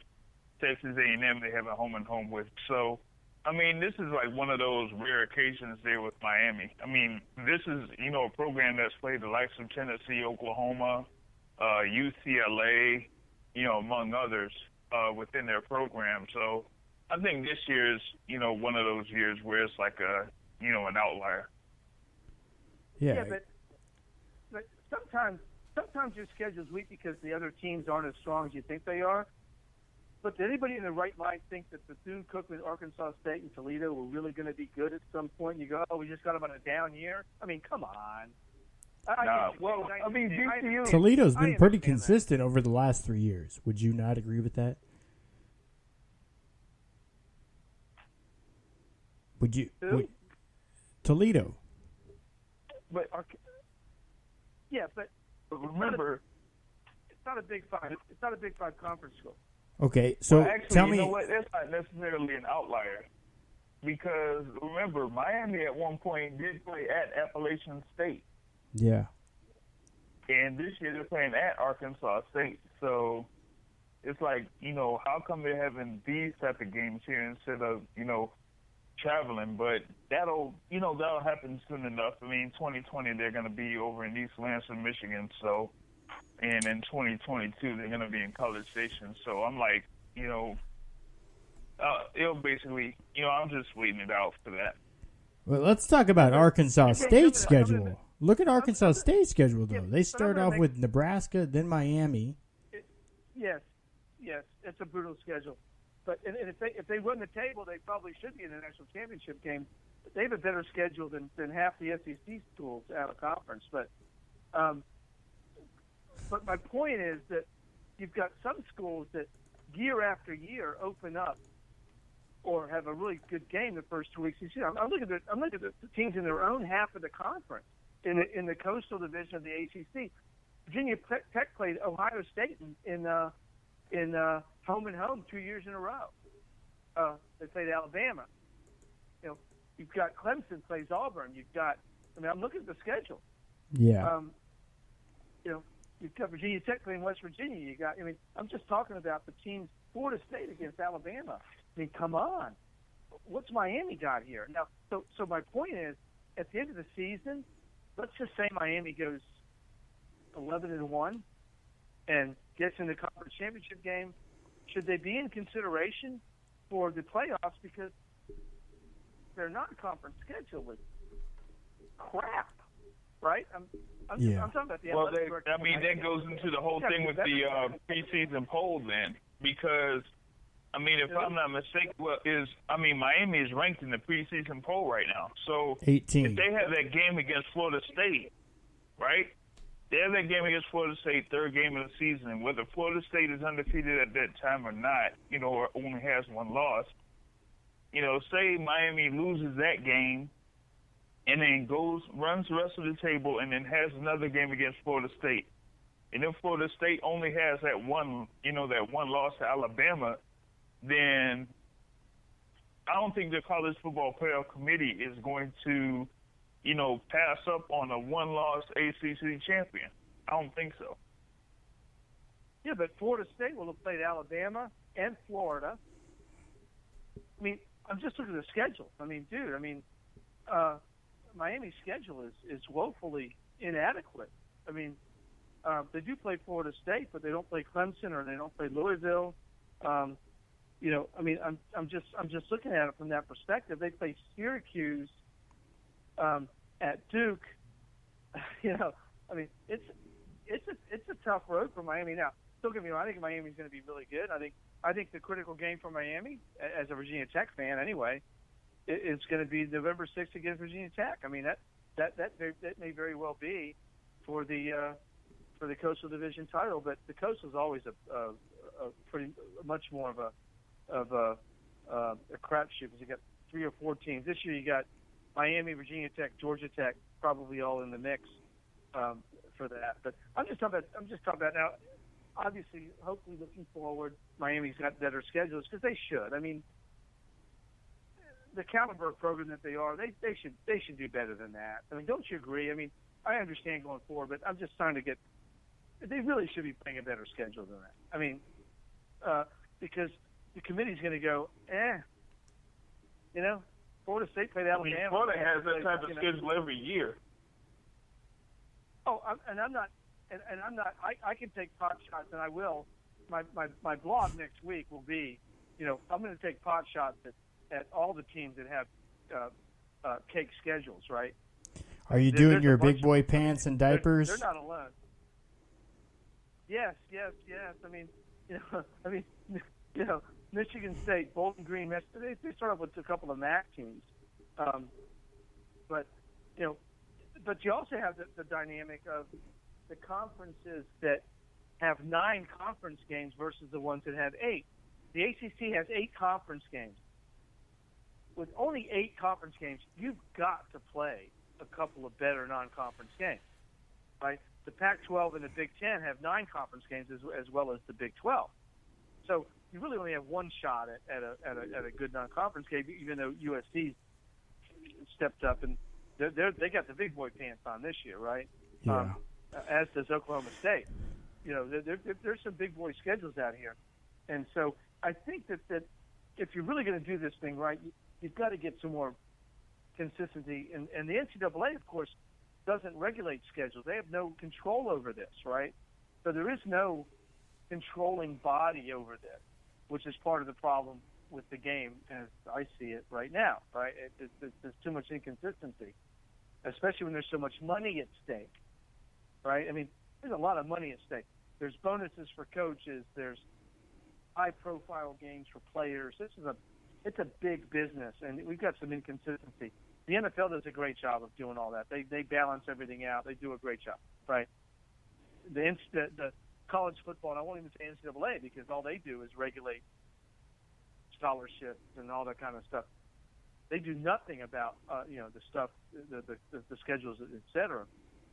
So, there's you mentioned one, Matthew. There's schools like Arkansas State that have a better non-conference schedule than some of the Big Five schools, right? I mean, because they're after the money. It's a good deal. I applaud them for that. Yeah, absolutely. And Arkansas State's competitive now. I mean, they're a bowl team. They actually can play. I mean, now, that's not a cream puff game, right? I mean, it isn't. I mean, there has been some parity, but at the end of the day, and I singled Miami out probably unfairly just because Bethune-Cookman, Arkansas no, State. it's fair. It's fair. It's Miami. Miami should be held at a higher standard because they've been at championship quality about once every decade, and it's been a decade. They should be back now. It should be back by now. They're in South Florida. They've never won their division in the ACC. Virginia Tech's won 5 division titles in the same period. So, okay, enough said. But I'm looking shots fired. Okay, I'm looking at Pittsburgh. Penn State, Oklahoma State, non-conference.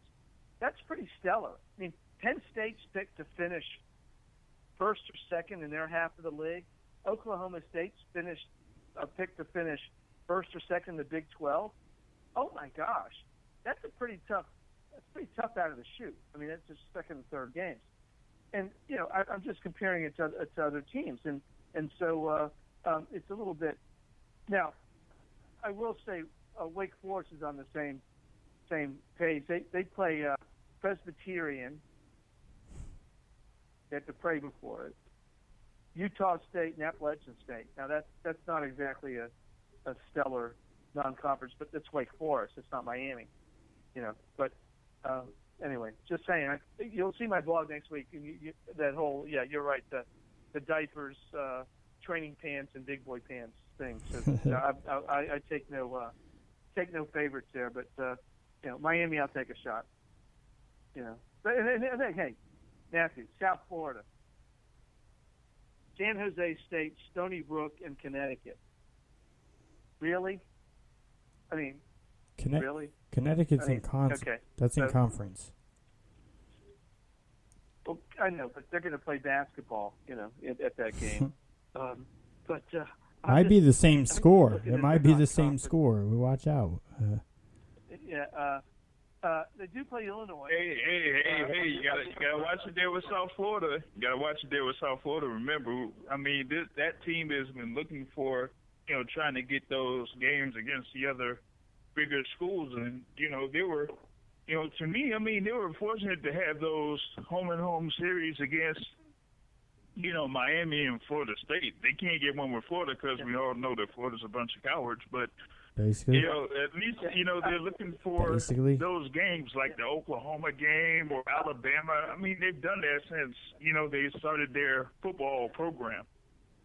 I'll give them a pass because you're right. Those schools have difficulty, especially when they get better, right? I mean, as soon as they get any modicum of success, the other schools are going, I don't want any part of this because that's an upset in the making, right? I mean, that's what happens, right?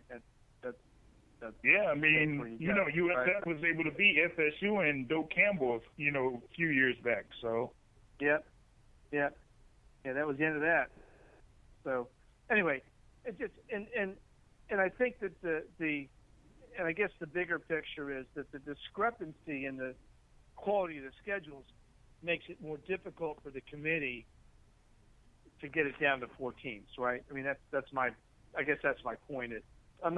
I don't want to take a shot at any single school except Miami because I hate them. But anyway, but the bigger picture is, wow, how does the committee, solve this issue, right? I mean, how do they? And they, I think for the most part they've gotten it pretty right. The first year when they left TCU and Baylor both out, I'm not quite sure that was great. But since then, I think they've done a pretty good job. I mean, I think they have. So I'm going to give them, give some credit because they've done a tough job. I mean, they really do. Given this schedule, But if you look at who they put in there, all the teams they put in for the Final Four have all had a pretty good non-conference schedule, or brutal conference schedule. And that's the other thing.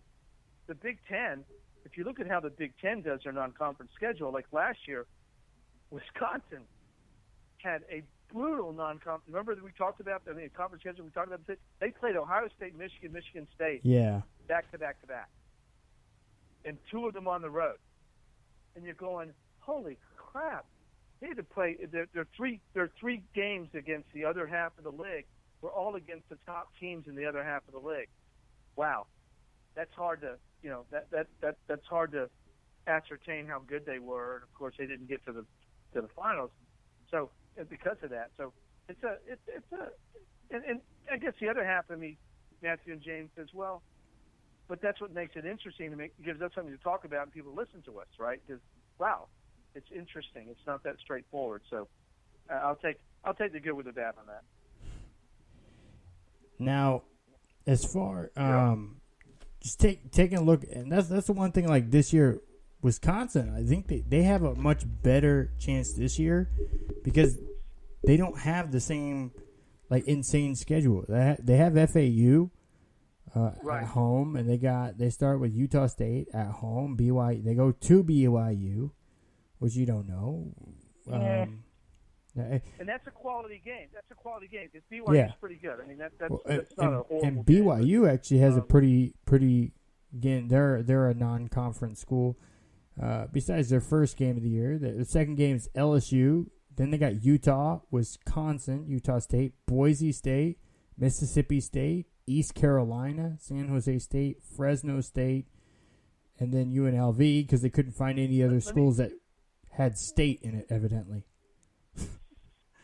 Yeah, well, listen, if BYU goes 11-1, depending on who the loss is to, that's going to be a tough decision for the committee, right? Because their schedule now, the problem with BYU is their schedule is front loaded, so they're going to fall off the national radar late in the season because most of those games are like right, not so good. Yeah, Fresno, UNLV, Massachusetts, which is actually a high school somewhere in the area of Massachusetts. I'm pretty sure UMass beat Florida last year, didn't they? Gave him a run for they came close? No. What? Yeah, they might have come close. No. Wait. UMass didn't. Hold on. Squat last. Let me double check that. They either beat him or came really close to it. Who did UMass play? Yeah, it was Florida. Oh, never mind. Never mind. What? Yeah. Massachusetts That was is a very poor excuse for a football team. Yeah, it was. Yeah, they shouldn't even be. Yeah, they're a basketball school too. Yeah. Yeah, never What mind. league are They in, were. by They the were. way? Looking at mine. I think they were winning. I think that's what it was. They were winning. But that's they're all right. independent. Yeah, UMass? they gave him a run, but their wins last year were against FIU and Wagner. Okay. No, I wasn't even. Both. They didn't score till the second. It was 10-7 going into the halftime, and then Florida couldn't score again till the fourth quarter. Yeah, they were 2-10 last year. They're not a competitive program now. You're right. They do have 7 players back on defense, which now Whoa. it was a bad defense. Oh. I'm not sure you want the same 7 players back, but anyway, we'll see. The Minutemen got 7 guys like, back. 7 insignificant guys back. Hey, good news, bad news. You had a really bad defense, but most of it's back. Okay, so I'm not sure. I'm not exactly sure how that works. Right? They're terrible, and most of them are back. So better luck this year. And they're really experienced at being terrible. So I'm not sure how that works. Okay, are you better for having that? I'm not sure. But so anyway, what you're saying is there is a chance. Yeah, it's like you got a shot, but anyway, but no. In all seriousness, the BYU thing. Now, their first 4 games. I mean, actually, Portland State's not.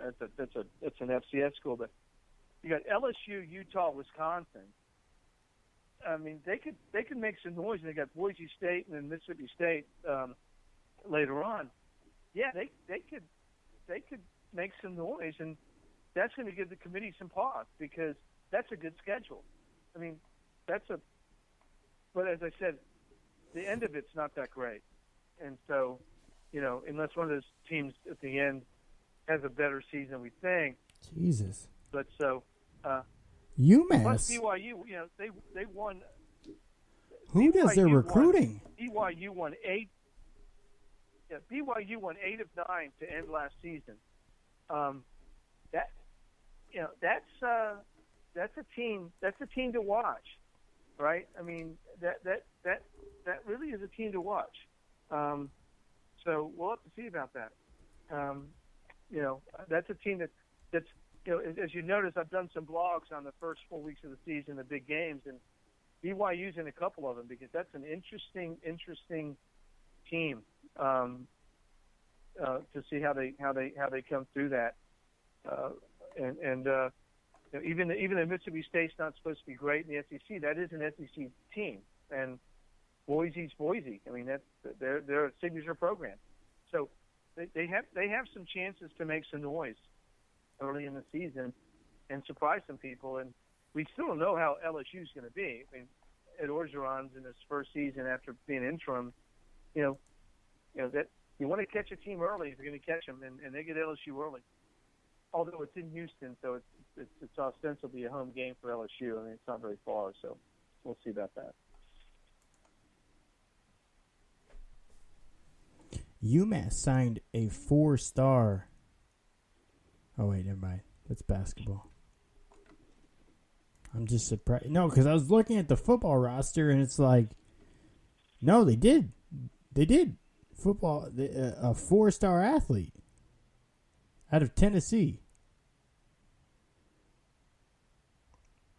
Why? Why would he do that?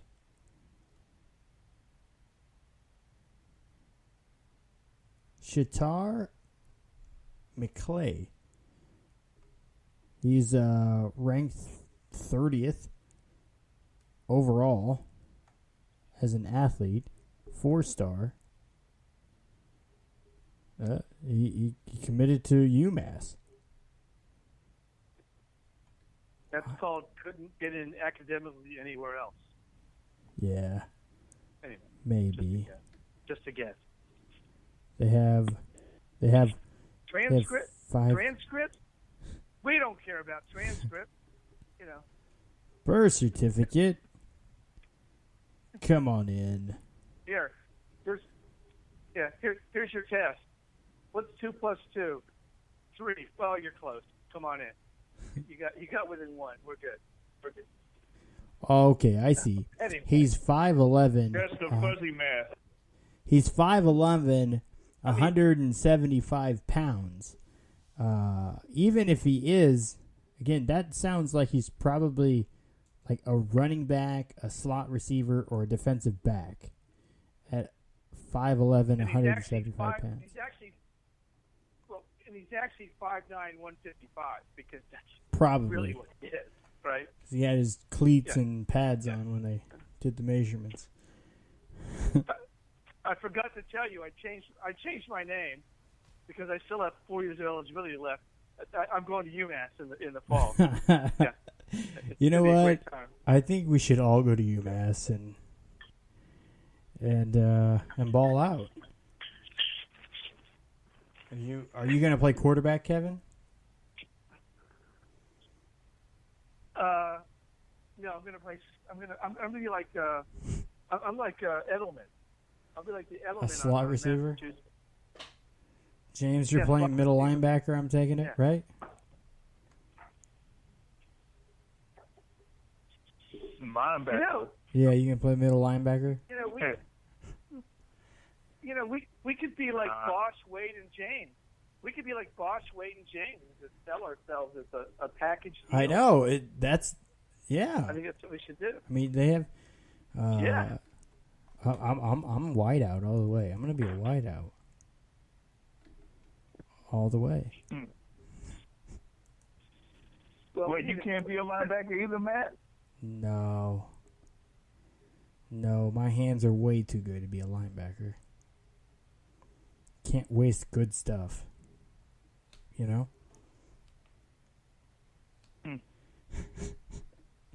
Well, that's why I'm short, but I'm if slow, you pour out a little liquor, make sure it's the house liquor and not top shelf. Just say it. Don't waste shit, you know?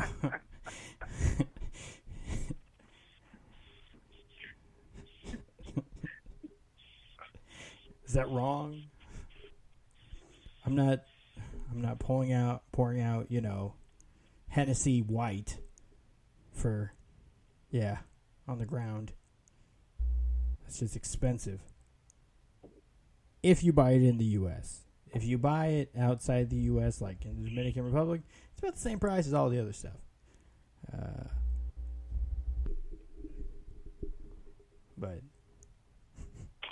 all right, we got about 5 minutes left till we get to overtime. If people still want to join the show, 347-237-5539 is the number to call in. We only take calls up to around 10:30, and that's it. And then from there on, you can communicate with us on social media at the CHT on Sports. If you're on YouTube, down in the comments section, just comment down there, and we'll read them. Getting tons of arguments down. That's fine. I'm fine with that. My kids getting arguments out there. You getting arguments down there. It's just second nature for me at this point. Hit the subscribe button. Wherever you are, hit like, subscribe, follow. And be sure to follow us here. I wanted to talk about the NFL and the potentiality of there being a lockout this next time around, as well as the kind of the new twist, I guess, to the National Anthem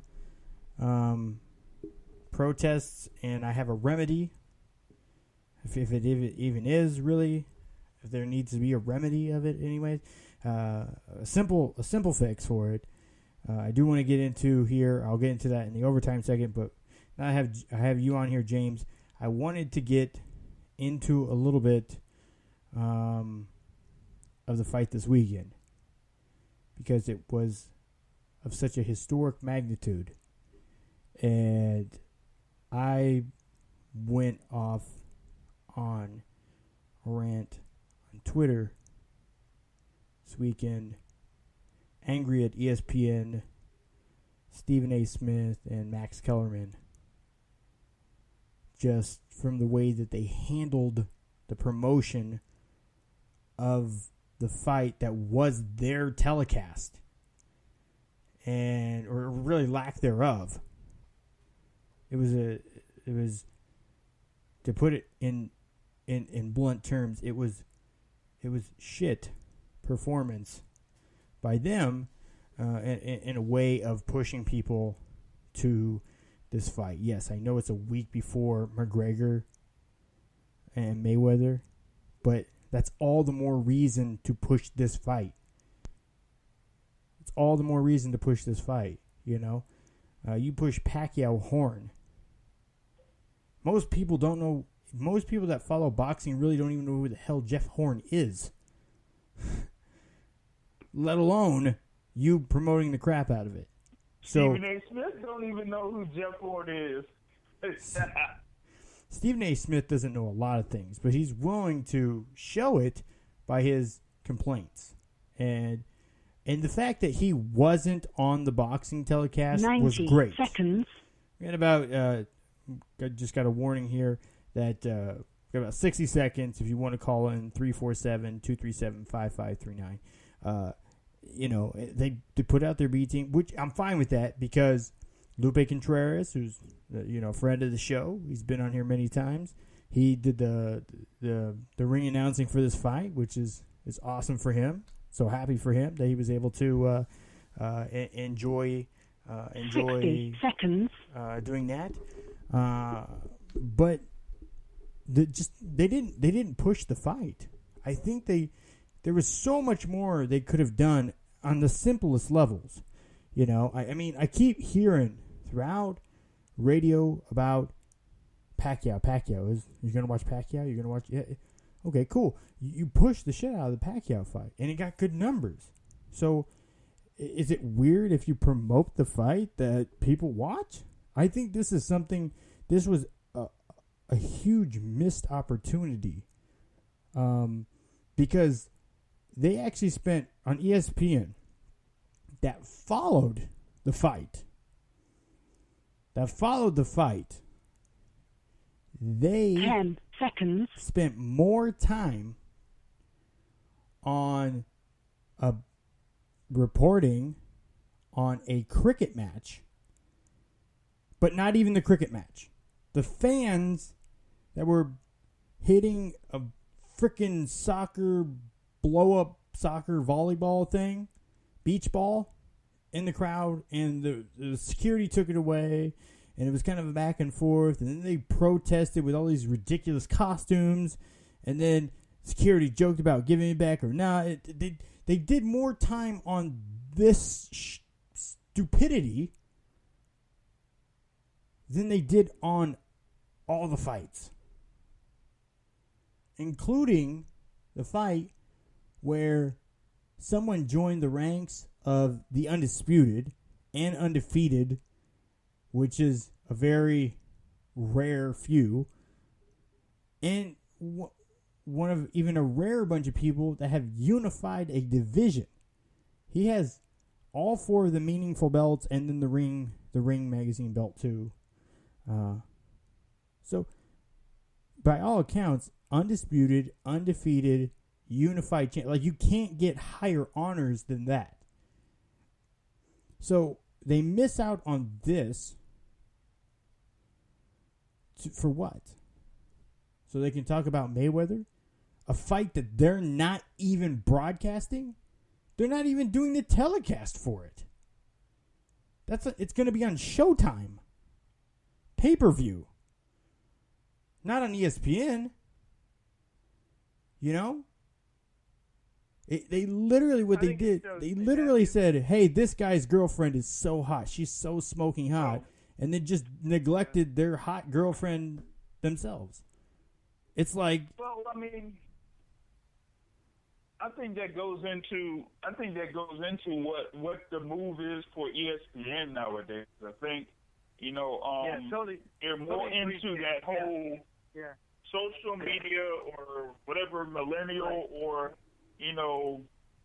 ticker type thing there. So a lot of the shows that they have now are basically highlights driven or social media driven. So they're looking for what people are talking about the most instead of covering everything. You see what I'm saying? So, I agree. While you do have a fight there that was for all of the major belts in the super lightweight division, that's not what people are talking about. That's not cooler talk, so to speak. They're not talking about Terrence Crawford and Julius Ndongo when of course, like, some people don't know who Terrence Crawford is, and they definitely don't know who Julius Ndongo is. They're going to be talking about, the two biggest guys in combat sports. Whether it's a mismatch in the boxing ring or not, they're still going to be talking about that. And so since that is pretty much, now upon us, that's, what's going to be talked about. I mean, shoot, you have a boxing match, so to speak, that people are saying is a quote unquote official boxing match that's supposed to be for the one of the super welterweight titles on the same night, and no one is talking about that. Yeah. So you see how much. So you see now how big that Mayweather McGregor thing is. Even though a lot of people want to dismiss it, they're still talking about it. Well, here's what I think. I think that ESPN is missing out, and I think they're losing subscribers because they have decided that their commentators are the story, not the game action, and or the the sports action. So when you watch Max Kellerman and Stephen A. Smith, which I hate that show, I can't even watch it. It's so absurd. It's so absurd to be. It's absurd because they don't talk about the real stuff, right? They're supposed to be. They're making themselves out to be the story. Well, sorry guys, you don't suit up. I don't suit up. You don't suit up.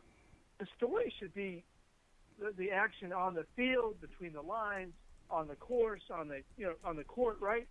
And they're so negative and abusive and confrontational, it turns people off, right? And, right. Oh, by the way, the boxing match, not this last one on ESPN, but the one before that was in Australia.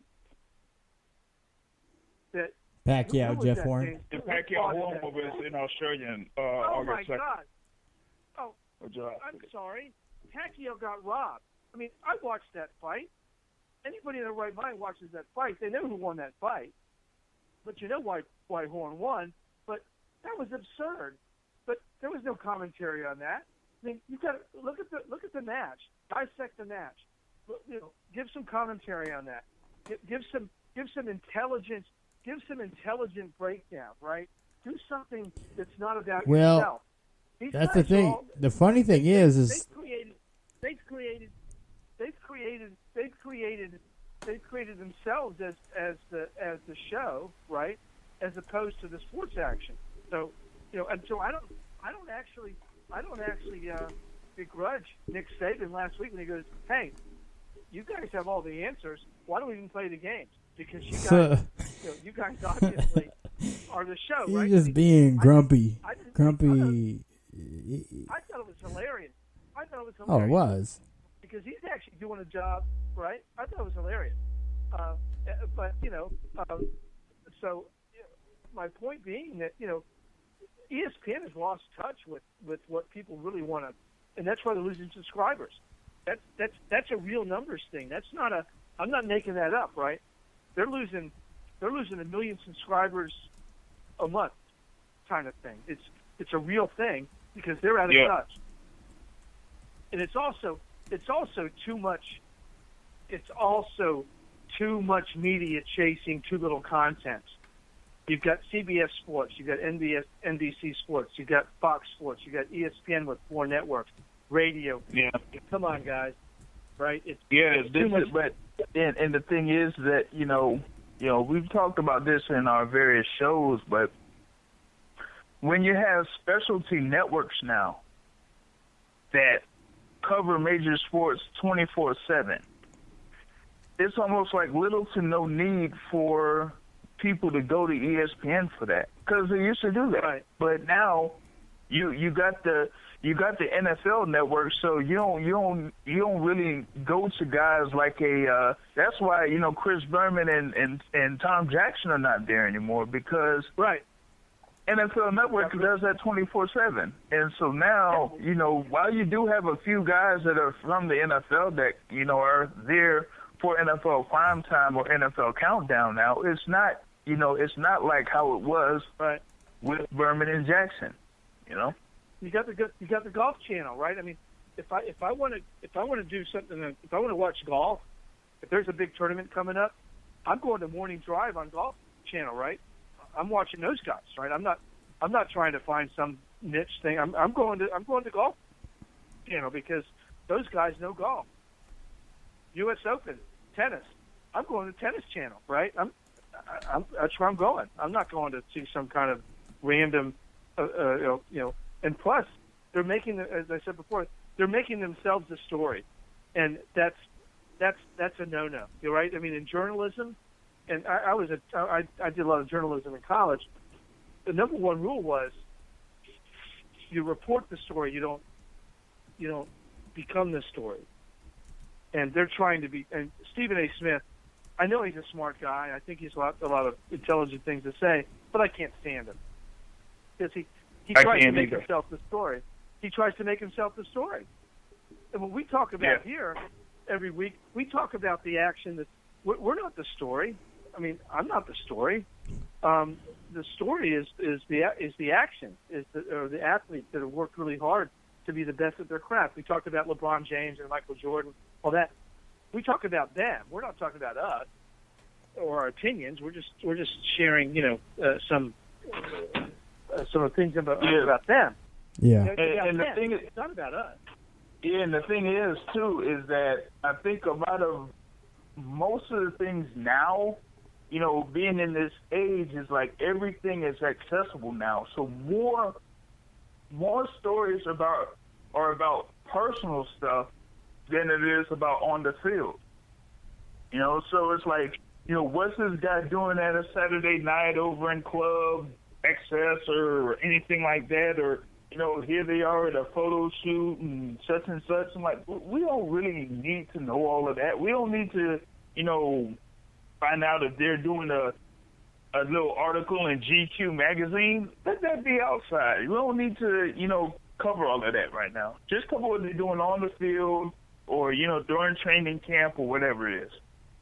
Yeah, and all of us, contribute to Matthew's that's Cold Hard Truth on Sports, and I have my own blog, etc., and I contribute to other radio shows.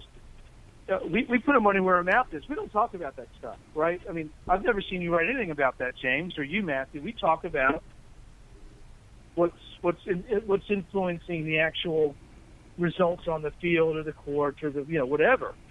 And I abide by that, and I stick by that. That's kind of a journalistic, integrity thing that I have. I don't really care, right? Because what I think people really care about at the end of the day is, did my team win? Did my guy do well? And the rest of it's just a bunch of crap. I mean, I that's how I feel. I mean, I really do. Yeah. And I think you guys share that because you don't write about that. If you did, you'd write about it. It's a bunch of filler. It is a bunch of filler, and I have to acknowledge it. Yeah. I've tried to shy away for the most part on Colin Kaepernick on his. And I want to welcome those that are watching the overtime segment over on Facebook Live. I've tried to steer away from it. It's been so over talked about, and I think they've tried to take new approaches into it, and kind of want to segue into that, where it's not just kneeling, but it's praying now, and now it's a big deal because now white players are joining in, and it's just it. And if the NFL didn't want the media to talk about it and didn't want it to happen, the simple fix is they wouldn't show it. They don't show streakers anymore. You know, the same way they don't show like or pass a rule. Exactly. NBA has a rule. Okay? Yeah, or pass a rule. NHL has a rule. I mean, if you're not televising that portion of it, if you're not televising that part of the, or just don't show the guys that are protesting. If you don't want to give notice to it, just don't put it on TV. But it's a hot button topic. It gets people talking about it. And listen, if you're one of the people, and I'm going to say this in the most loving, caring way, if you're one of those people listening to this show or whatever, or any show, and you say, I haven't watched a football game since Colin Kaepernick kneeled, you're an idiot. You're an idiot. So you're gonna, you're depriving yourself of watching football. If you're really a football fan, and you decided you don't want to watch football because somebody's protesting, you got to be kidding me. You don't. I think a lot of those people are the ones that, they're lying to everyone and themselves. They really believe it, but they're watching the highlights. They're probably still in fantasy leagues and all this BS. Hold on there, Matt.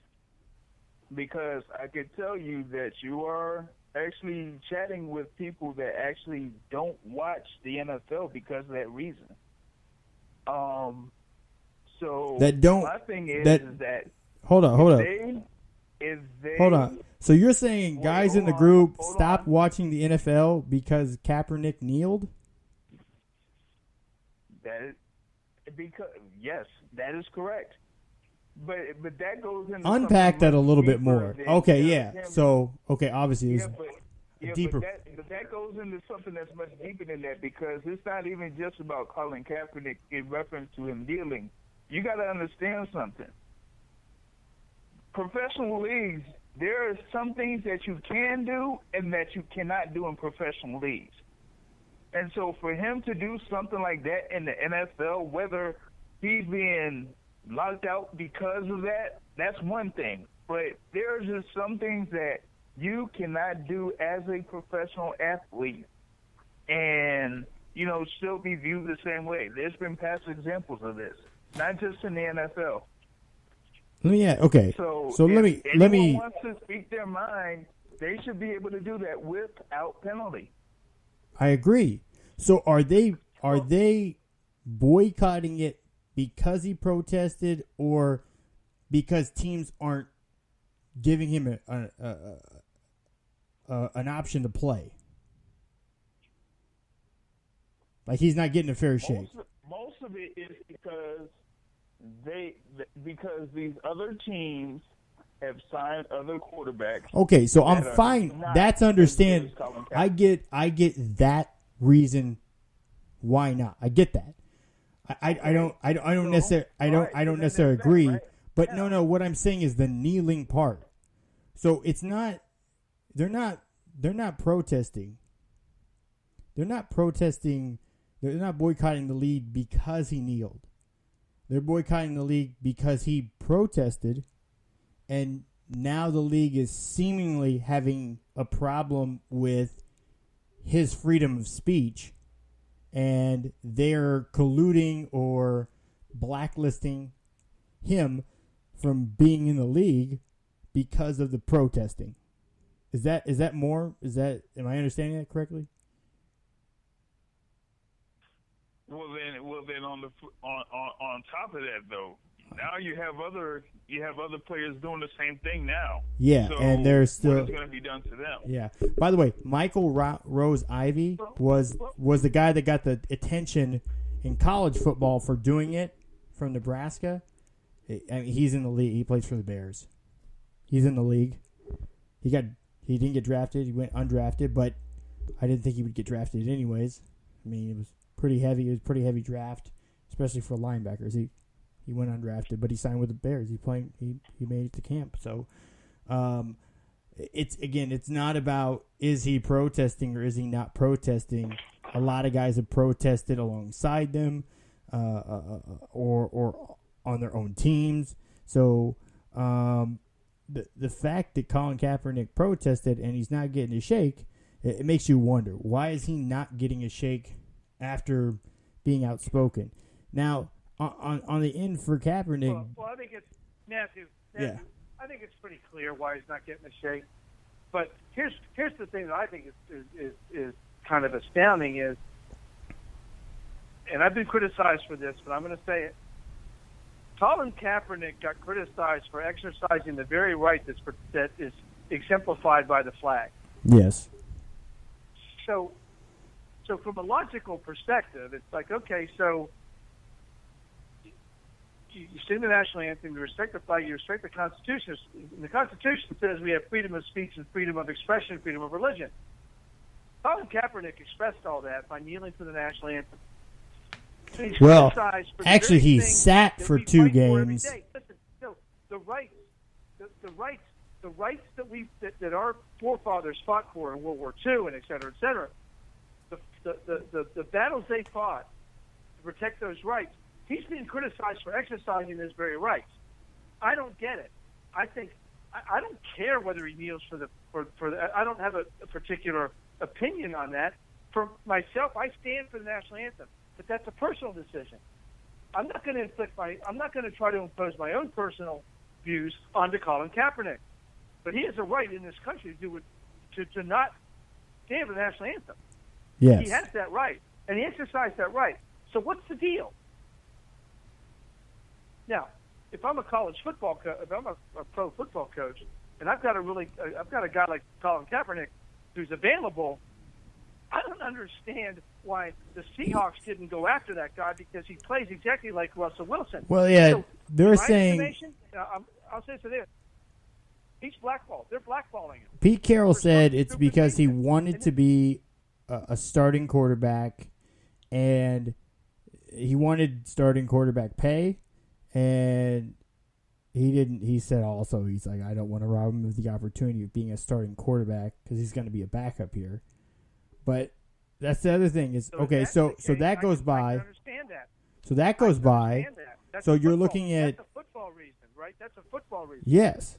Right? That's a football reason. And I can buy that. And it's in a respectful, somewhat. Miami. Okay, I'm fine with Miami. He wasn't really ever considered in Miami. He was on the list, but so was Tim Tebow. In all fairness, but Jay Cutler was their main guy that they were interested in. Now, Gates was his guy. The Ravens. The Ravens were the one that's the big issue. Because they literally took a public poll, and this was public opinion, on what they wanted to do. And the owner had some opposition to it, even though Ozzie Newsome, Harbaugh, they were all on board with bringing him on. And they didn't. So that's where the big issue is. And see, again, that's why I understand, like what you're saying, some of the guys from the group, the boycott of it wasn't his kneeling. It's the fact that he's now, because he expressed his rights, his First Amendment rights, that he then is now seemingly not getting in because obviously the other guys that have done it are either in the league or have gotten signed with teams or drafted, and it doesn't seem to be an issue, you know. Michael Vick spent 2 years in jail, and he got another chance in the league. Are you kidding me? Well, Michael Vick also decided to do things a bit different too. He did more. He did more to conform to. But that's the thing is like. But still, he went to jail. All Colin Kaepernick did was take a knee during the national anthem. Are you kidding me? This has been blown so far out of proportion. It's not even funny. I mean, seriously, it really is. I agree with James or you. they don't show it on TV, who cares? I mean, come on. This has been proportionally just exponentially blown out, and it's the nature of our country right now. It's like this. Oh, everything's a big deal. It's not a big deal. Yeah. It really isn't a big deal. They're making it a big deal, and the longer they go without signing, and I understand. I don't know what his agent's asking for. His agent might be. Well, might be I wouldn't say. Okay, as much as anybody, right? On the sociological side, it is a very big deal culturally, and as a society, it is a big deal. But as far as where it pertains to football, it isn't a big deal, and it shouldn't be a big deal. That he protest and express his feelings. That should be a big deal at all, because that really has nothing to do with football. Because right now, whether you want to like it or not, he's one of the 32 best guys at that position on the planet. Right now. He's one of the 32 best, without question. Did you watch the Browns last night? Did you watch the Dolphins the other night? Did you watch any of these preseason games where these guys, they don't have a quarterback? And you see Browns fans, this multiple players kneeling was the line for the Browns fans. You have a shitty team that has shit brown uniforms for how long? And you'll endure it and you're the dog pound, but a few guys kneel at a national anthem and, oh, that's it, we're done. Like, are you serious? Like, I don't get, like, that's crazy. I'm telling you, this is why I was saying it's moronic. You know, a guy protests, so you don't want to watch football. And what does that have to do with anything? That's what I'm saying on the other end, the boycott is a guy that can play football is not getting an opportunity, being qualified for it, being one of the 32 best at the position, not getting an opportunity seemingly because of his freedom of speech. So that's where I'm looking at. That's why I'm saying I understand one side more than the other. Either way, I'm looking at football. I want to see football players play football. Hold on. Right. But contrast that, right, with the Ezekiel Elliott suspension, right? So you've got a guy who, okay. Have the Cowboys lost any sponsors from Ezekiel Elliott's suspension? No. What about not. Greg? Have they lost any? James, have you seen anything of them losing money last year from Greg Harding signing? Did they lose any sponsors?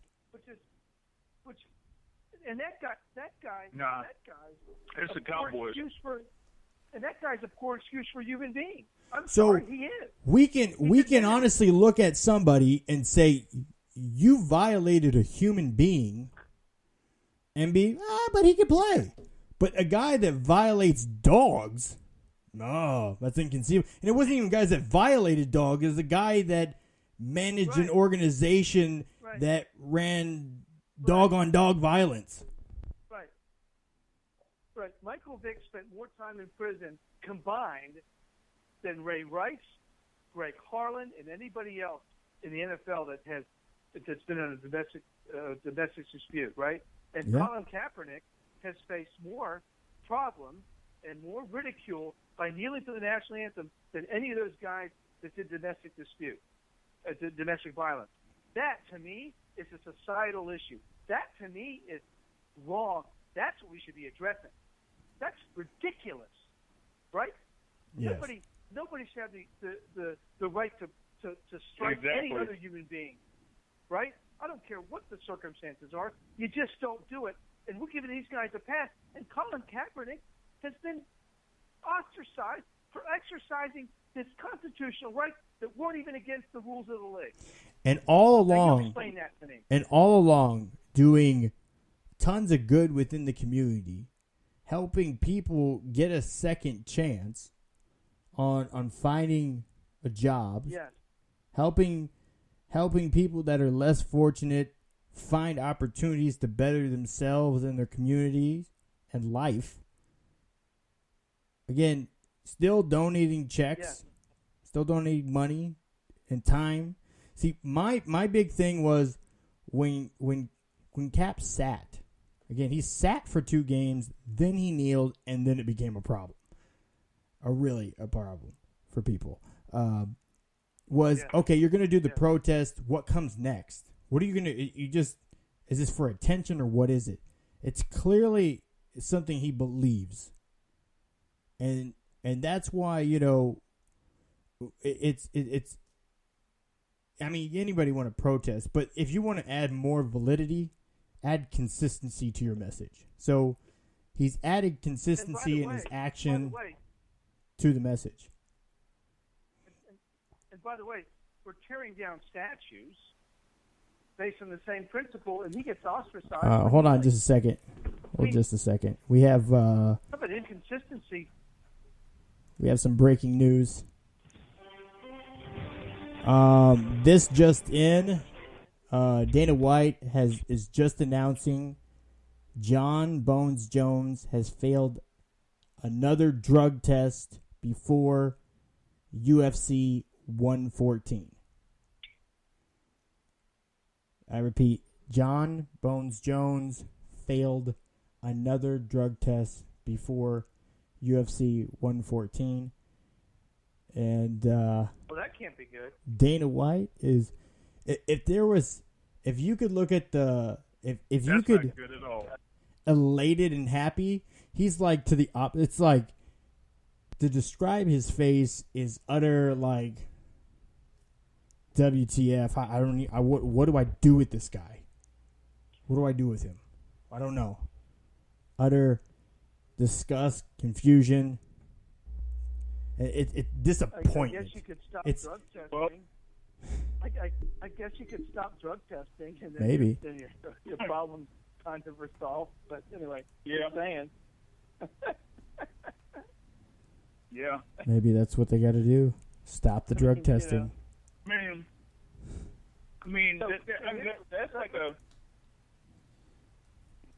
like an absolute downer for them, because you have John Jones, who's one of the most popular UFC guys that are out there, that recently had a big matchup against supposed rival Daniel Cormier, and then after the fight.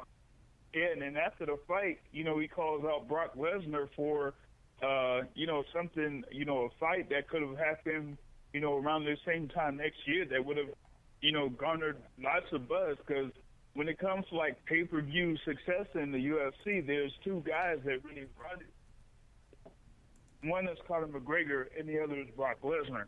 And so, with Lesnar now, with Lesnar actually having that suspension himself, being out of the UFC for a year because he got caught. That's why he went back to the WWE. And now here you go with one of the top 3 or 4 most popular guys in the UFC, yet again gets caught for drugs. I've got to sign off here pretty soon, guys. I have a question for you. Yeah. Getting back to the action. So Floyd Mayweather today questioned Conor McGregor's ability to make his weight for Saturday's fight. James, what do you think? Do you think McGregor can make that weight, or is that going to be a factor for this weekend? Even if he doesn't make 154 pounds, it's not like they're going to, not go forward with the fight. It's not for any, belts on the line or anything like that. So if he doesn't make 154, then he loses a shit ton of money. The only thing I see is that what do they have as far as what happens after the weigh-in? Like, how much can they weigh after the weigh-in?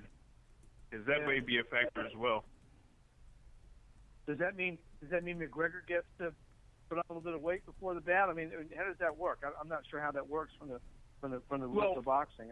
How does that work? Well, usually the thing is that when a fight is sanctioned for a certain weight class, all they got to do is basically fall at or below that weight the day before the fight. So if they're able to do that, then the day of the fight, if there's no type of set limit that they have to weigh before, right before the fight, then they can weigh anything they want. So, like, for example, if a fighter has to fight at 154 pounds, then they got to weigh 154 pounds on Friday when they do the weigh-in. But that Saturday when they have the fight, they can weigh anything they want. They can weigh 170 pounds. They can weigh, 164 pounds. It doesn't matter. Let me ask you this, James. 93% of the bets so far have been placed on Colin McGregor because his odds are so high. Do you think there's any chance that Colin McGregor wins this fight against Floyd Mayweather? Nah. I don't think it's going to happen. I think it's going to be like a KO or TKO within 6 rounds for Floyd Mayweather. And on the books, I don't think that the sports books will want to take that type of a loss. Yeah, I mean, they're going to take a big win if Mayweather wins. They're going to reap big because I think what is he like a 1-5? I mean, you can't win any money betting on Mayweather, right? I mean, that's why all the money's on McGregor, right? You can't. Right. You can't. You win like what is it? If you get $20 on 100 or something like that. If you bet 100, you're going to win $10. Yeah. Yeah, if you bet $100, you're going to win $10, right? Something like that. Is it yes. Is it 1 to 10? Now it might be 1 to 10 now, but as far as like a huge bet that came through weeks ago, the Maloof brothers put down $840,000 for Mayweather, and they would in turn get around $140,000 to $160,000 back with that if Mayweather won the fight. Mm-hmm. So they skewed the odds a little bit, but yeah, any regular bettor is not going to go on Mayweather.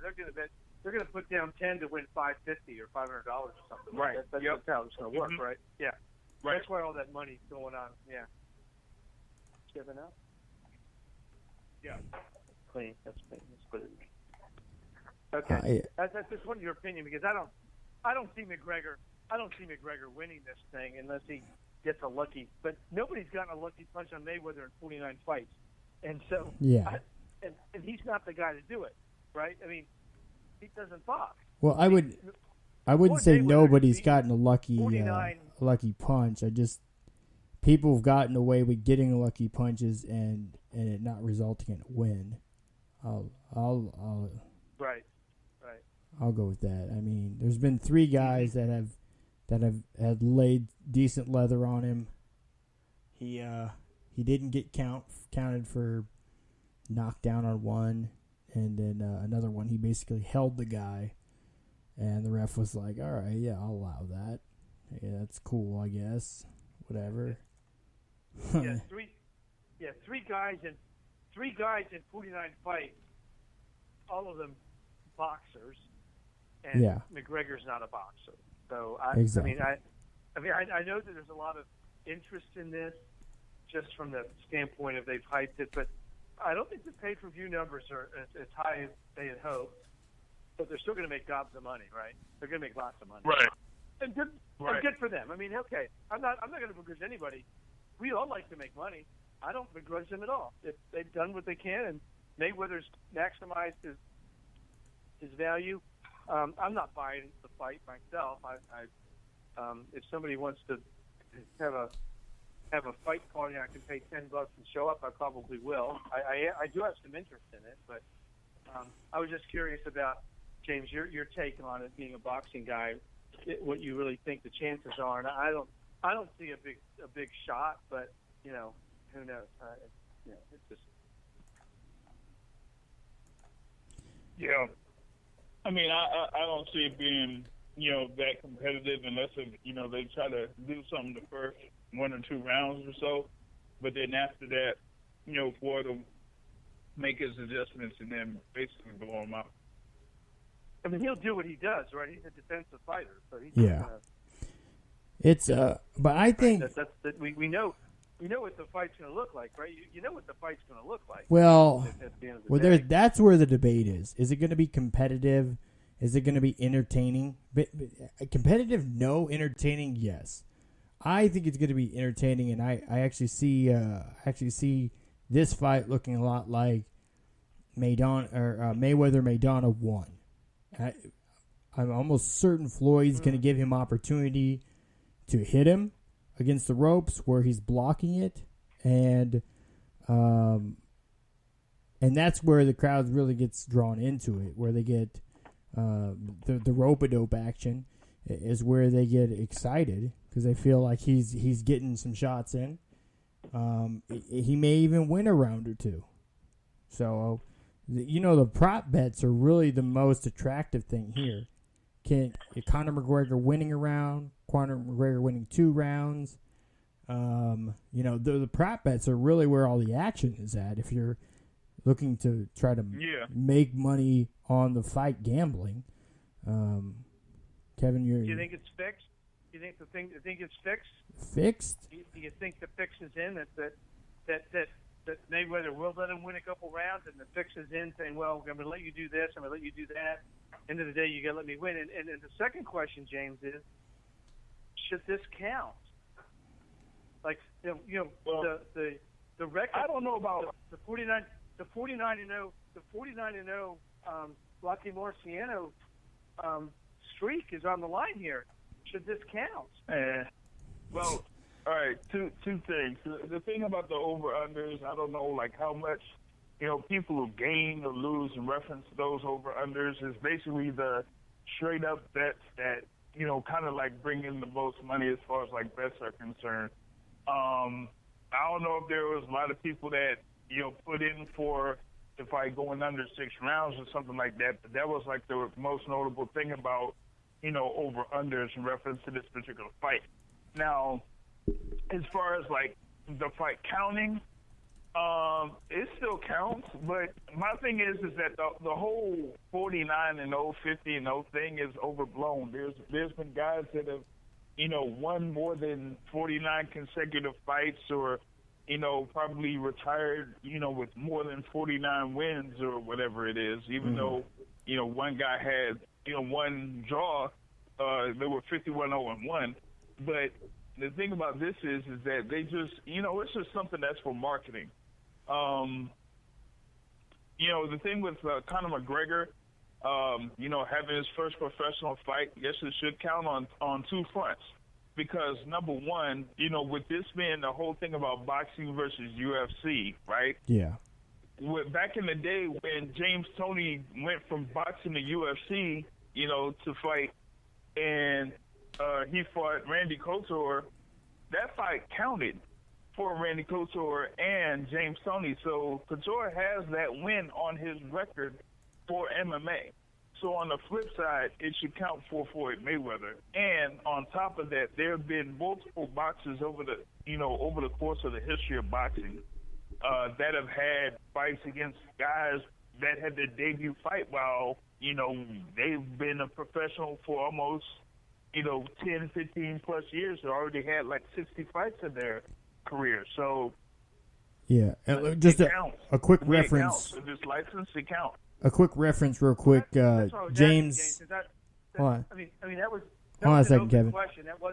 I wasn't trying to impose anything editorial on my part. I was just curious because I don't follow it that closely, and to me, it is a curious feeling. So it is sanctioned, right? It's sanctioned by the Nevada Boxing Association. Yeah.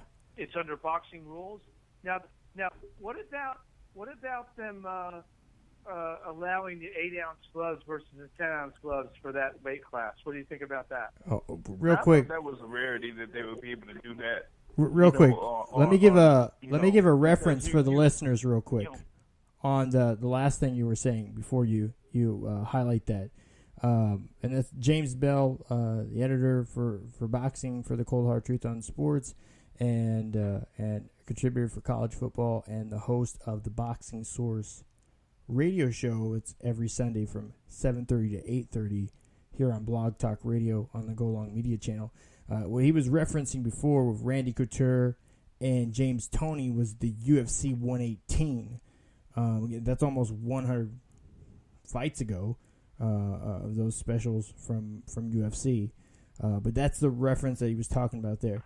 Go ahead and again talk about the and I'm gonna piggyback off that about the weight of the gloves. James?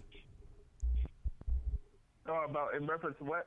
A reference to the weight of the dropping the weight of the gloves. So the thing about that is that, I mean, Mayweather, is known for having brittle hands, and he hasn't really, had many knockouts once he moved up to 140 or 147 pounds. So he kind of goes for the decision a lot, or has a defensive route or defensive stance in a lot of his fights, is because he can't really do what he wants to in reference to offense is concerned. If you compare his career, at welterweight and super lightweight to when he was at 130 and 135 pounds, at 130, 135, he was a lot faster, a lot quicker in his feet, a lot quicker with his hands, and threw a lot more. Yeah. And he was, when he came. And he used 8-ounce gloves in those weight classes, right? Those were the lighter gloves, right? Yeah, those usually were the lighter gloves. Yeah. Yeah. So to go to 8-ounce gloves for this fight isn't a real big deal for him, because he fought 35, 37, 38 fights at 8-ounce gloves in his career. I don't know the exact numbers, but it was a substantial portion, right? It's what he's trying to do with the spin. The spin he's trying to put on it is, if Conor McGregor has such a puncher's chance, and we use the lighter gloves, which would signify that potentially there's less padding, which isn't necessarily the case at all. Because you can redistribute the padding. Again, Maidana, if you look back at Mayweather Maidana 2, Maidana tried to reconfigure the padding in his gloves, and Floyd personally went over there and was like, yeah, you're not using these gloves to fight me. And so he had to change gloves the night of the fight. So he had to put on different gloves the night of the fight, some backup gloves. Because he was concerned that the padding in the knuckle area was manipulated. But yeah, the lighter gloves for the lighter weight classes is something, like James said, he's done for a significant number of fights. But the spin he's trying to get on it at this in this fight is that, hey, I can go ahead and fight him with lighter gloves, and if he has such a puncher's chance, then he could get me. And he's tried to put out there a lot of propaganda that, I'm not what I used to be. I've lost a few steps. I reckon I'm not as good as he wants people to believe that, he's trying to sell that he's not as good as he once was, which is going to be true facing professional boxers at the top of his sport and his weight classes. But when it comes to fighting somebody that's making a debut that is nowhere near the same skill level, although I don't know, were you able to talk much about Paulie Malignaggi's comments a couple weeks ago, James? No. No. I mean, it had like a little small segment about what happened there with the video, but I mean, with Malignaggi, I think his whole ordeal was he was trying to get into the whole thing about helping Conor McGregor out or whatever it is. But I mean, he should have. I thought he got warned by Chris Algieri, because Algieri was part of the camp there for Conor McGregor as well, and he had a bad taste in his mouth dealing with Conor McGregor there. So it's like, well, if you know about that with Chris Algieri, why are you really, having a little fuss here about what happened to you? Because that should have been something that you should have seen coming. TMZ just reported about just before the show, about an hour before the show, that things got real heated between Conor McGregor and Paulie Malignaggi at a fight media event in Vegas today. Again, about 5 hours ago. Paulie Malignaggi got right in his face and teased him and taunted him. So it's obviously there's no love lost there. And yeah, like you said, Cresal, Jerry went in and said that, there was an issue with some of the training. There was another UFC fighter. I'm going to have to pull that up. Former UFC fighter. But Matthew and James, though, how do you separate the hype from the reality, right? Because this is an event, right? That's all this is. Yeah. I mean, yes. Right. Like I said, this isn't. This is a manufactured event, and so. Well, it's not so much. I don't think it's so much as manufactured all this stuff. as if it's so heavily weighted on one side than the other. I mean, the odds makers are willing, essentially, with their odds of Conor McGregor where he's at. I don't think his odds are as good as they're giving him, but they have to make the odds attractive enough to where they could stand losing money if the worst happened. Oh. Oh, and by the way, the only thing that Vegas is trying to do is to balance both sides of the money so they don't lose, right? I mean, that's why you see the big bets go in. Like when the odds come out, like when the odds come out and they make the Patriots 7-point favorites, and the line moves to 9.5. That doesn't mean that the Patriots are 9.5 points better. It just means that there's more money on the Patriots. That's right. all that is. I mean, it's a business thing. It has nothing to do with what's happening on the field or on the court or what you really think is going to happen. This is a business decision based on the odds makers.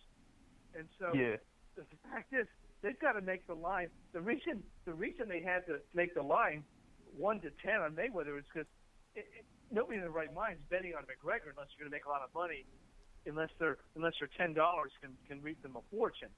Nobody thinks McGregor's winning this fight, right? No one in their right mind. And so that's all that's about.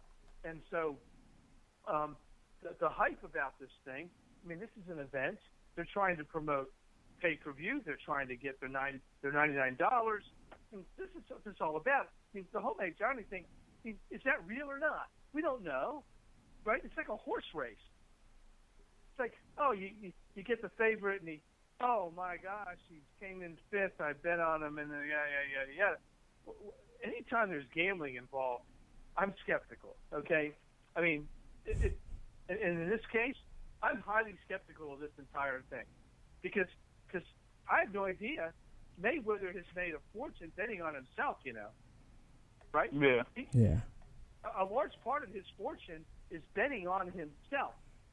Now, there's been movies, there's been things where people bet on the other side. What's to say Mayweather has to put $10 million on McGregor and tank the fight and goes away with $100 million? Now, you tell me that that's not a possibility because Mayweather's all about money. The odds on this fight are so insanely in the other direction. I mean, my thing is, if you know that you're such an overwhelming favorite, there's got to be some way that even if you put any type of money against yourself, that someone is going to find out. So I don't know if Floyd Mayweather would even take that type of risk to bet against himself just so he could, figure out a way to lose the fight. How many guys can Mayweather give $1 million to bet on him and give him even half of it? I mean, listen, I'm a skeptical son of a gun because when it comes to money, people go to great lengths and trust me, there's a lot of money around this event. And this is Mayweather's last shot. I mean, James, who's he going to fight? Who could he actually beat in his weight class? I mean, he beat Pacquiao, who was 75 years old in Mexican dog years, right? I mean, come on, that was a lame fight. He beat him. After this, who's he got left? This is his last shot to go with a big payday. He's going to take away probably $200 million from the pay-per-view because McGregor's going to get like 28 cents, and Mayweather's going to get $200 million, and he bets on himself. tanks the fight, goes into the sunset. It's not a real fight anyway. Who cares? He can justify it all he wants. What the heck? I'm just saying.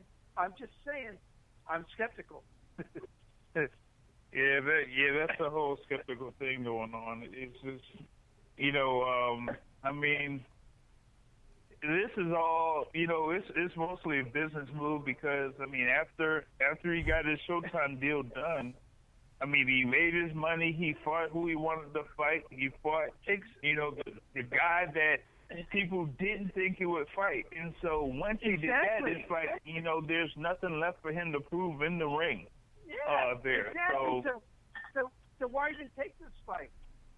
This is money. This is like exactly. So if it's all about money, then tank the fight and make like gobs and gobs of money.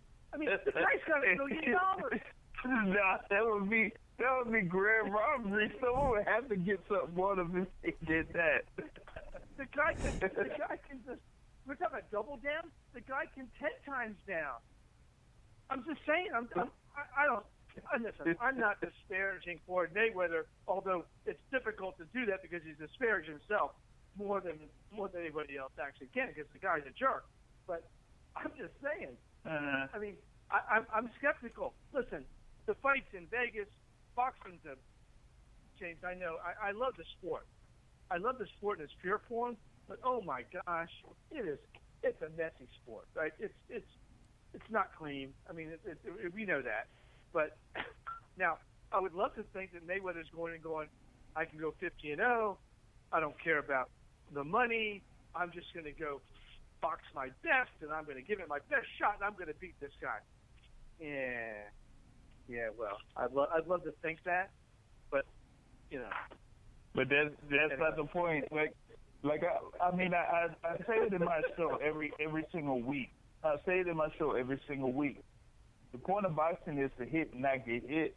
I mean, you have guys that, they have this moniker of being a blood and guts warrior and going all out and things like that. But when it's all said and done, when that blood and guts warrior is struggling to, walk, 2 or 3 years later after they retired, then where are those people that supported them, while he was in the ring, And so, and by that token, by that judge, by that standard, Mayweather's the best, right? Because he hits and doesn't get hit, right? That's all it is, right? It's as simple as that. It may be boring, but he hits enough anyway, and doesn't get hit. And so I'm hoping that's what we see Saturday night. I really do. I'm hoping he comes out and fights like he's capable of, because if he does, he's going to win the fight. And we'll see how McGregor does. But I do have this skepticism. I hate this cynicism. But when there's money involved and Floyd Mayweather's in it, hey, that's part of it. It's just watching the fight. You never know what's going to happen. Oh my! And I've been another guy. I mean, we've seen it. And you know who? About it, right? Here's the crazy thing, though. On August 26th, when this fight happens, the biggest loser of the night will not be Conor McGregor, Floyd Mayweather. It'll be Miguel Cotto, because he's fighting the same night at the same weight division, or one division up. Yep. No, it's the same weight class. Is it? He's fighting. I thought he was fighting at super welterweight. Where's he fighting? Yeah, it was the Sergio's belt. Where's he fighting? Where's that fight? It's in California. Yeah. Oh, it's not even an undercard. It's a separate fight. It's going to be on HBO. It'll be on HBO. For those of you that aren't buying a fight, that would just want to tune into HBO. Okay. Let me ask this then, from a media perspective and from a HBO perspective. What the hell are you guys thinking? I mean, why do you put that fight up against a spectacle? I mean, I can't call it anything else, right, James? I mean, this is a spectacle. But here's the thing. No, they got. So, for one, I don't know why HBO accepted the fight anyway. It's Miguel Cotto against somebody that really isn't a competitive guy at super welterweight. Yoshihiro it's on HBO. Kamagia. He's a Kamagai. guy. Yoshihiro Kamagai. And HBO over the past year, 2 years, has not really been interested in televising boxing matches on their regular network. They want to do pretty much everything on pay-per-view. So with them, they got this fight card that's going to be in Carson, California, and then a couple weeks later, that's when they announced that Floyd Mayweather, Conor McGregor would be on the same date. So HBO, Miguel Cotto, Golden Boy Promotions, all of them are going to lose lots of money. Well, yeah, that makes no sense. I mean, come on, that makes no sense. That's like putting the Arena Football League championship up against the Super Bowl. Why would you do that? I mean, why would you do that? It makes no sense. Anyway, but that's. I'm sorry. I'm trying to inject logic into the equation. Maybe that doesn't work very well. Well, Anyway. in their defense, at least it's two boxers that are professionals. Okay. I don't have anything else to defend it with. That's all I got. I can't. And I haven't even seen the undercard for that fight. I don't know if I feel worse for the guys on the undercard or the guys in the main event. Because the guys on the undercard, gosh. Speaking of guys on undercards, Saturday, I got to give a shout out to Steven Nelson, man. He's been so creative with his ring entrances.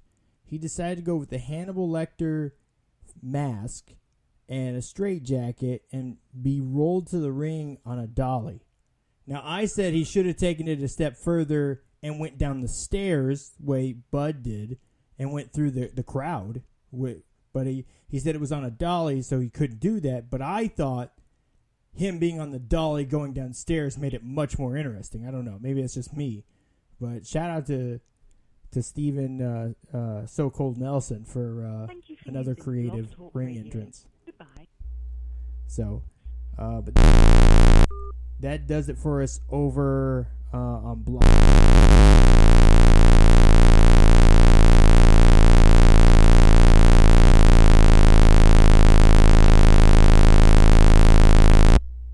All right, that does it for us over on Blog Talk Radio.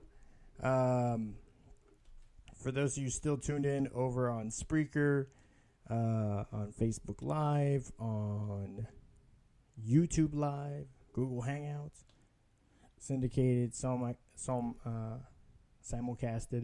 That is going to do it for the show tonight. So be sure to tune in next week.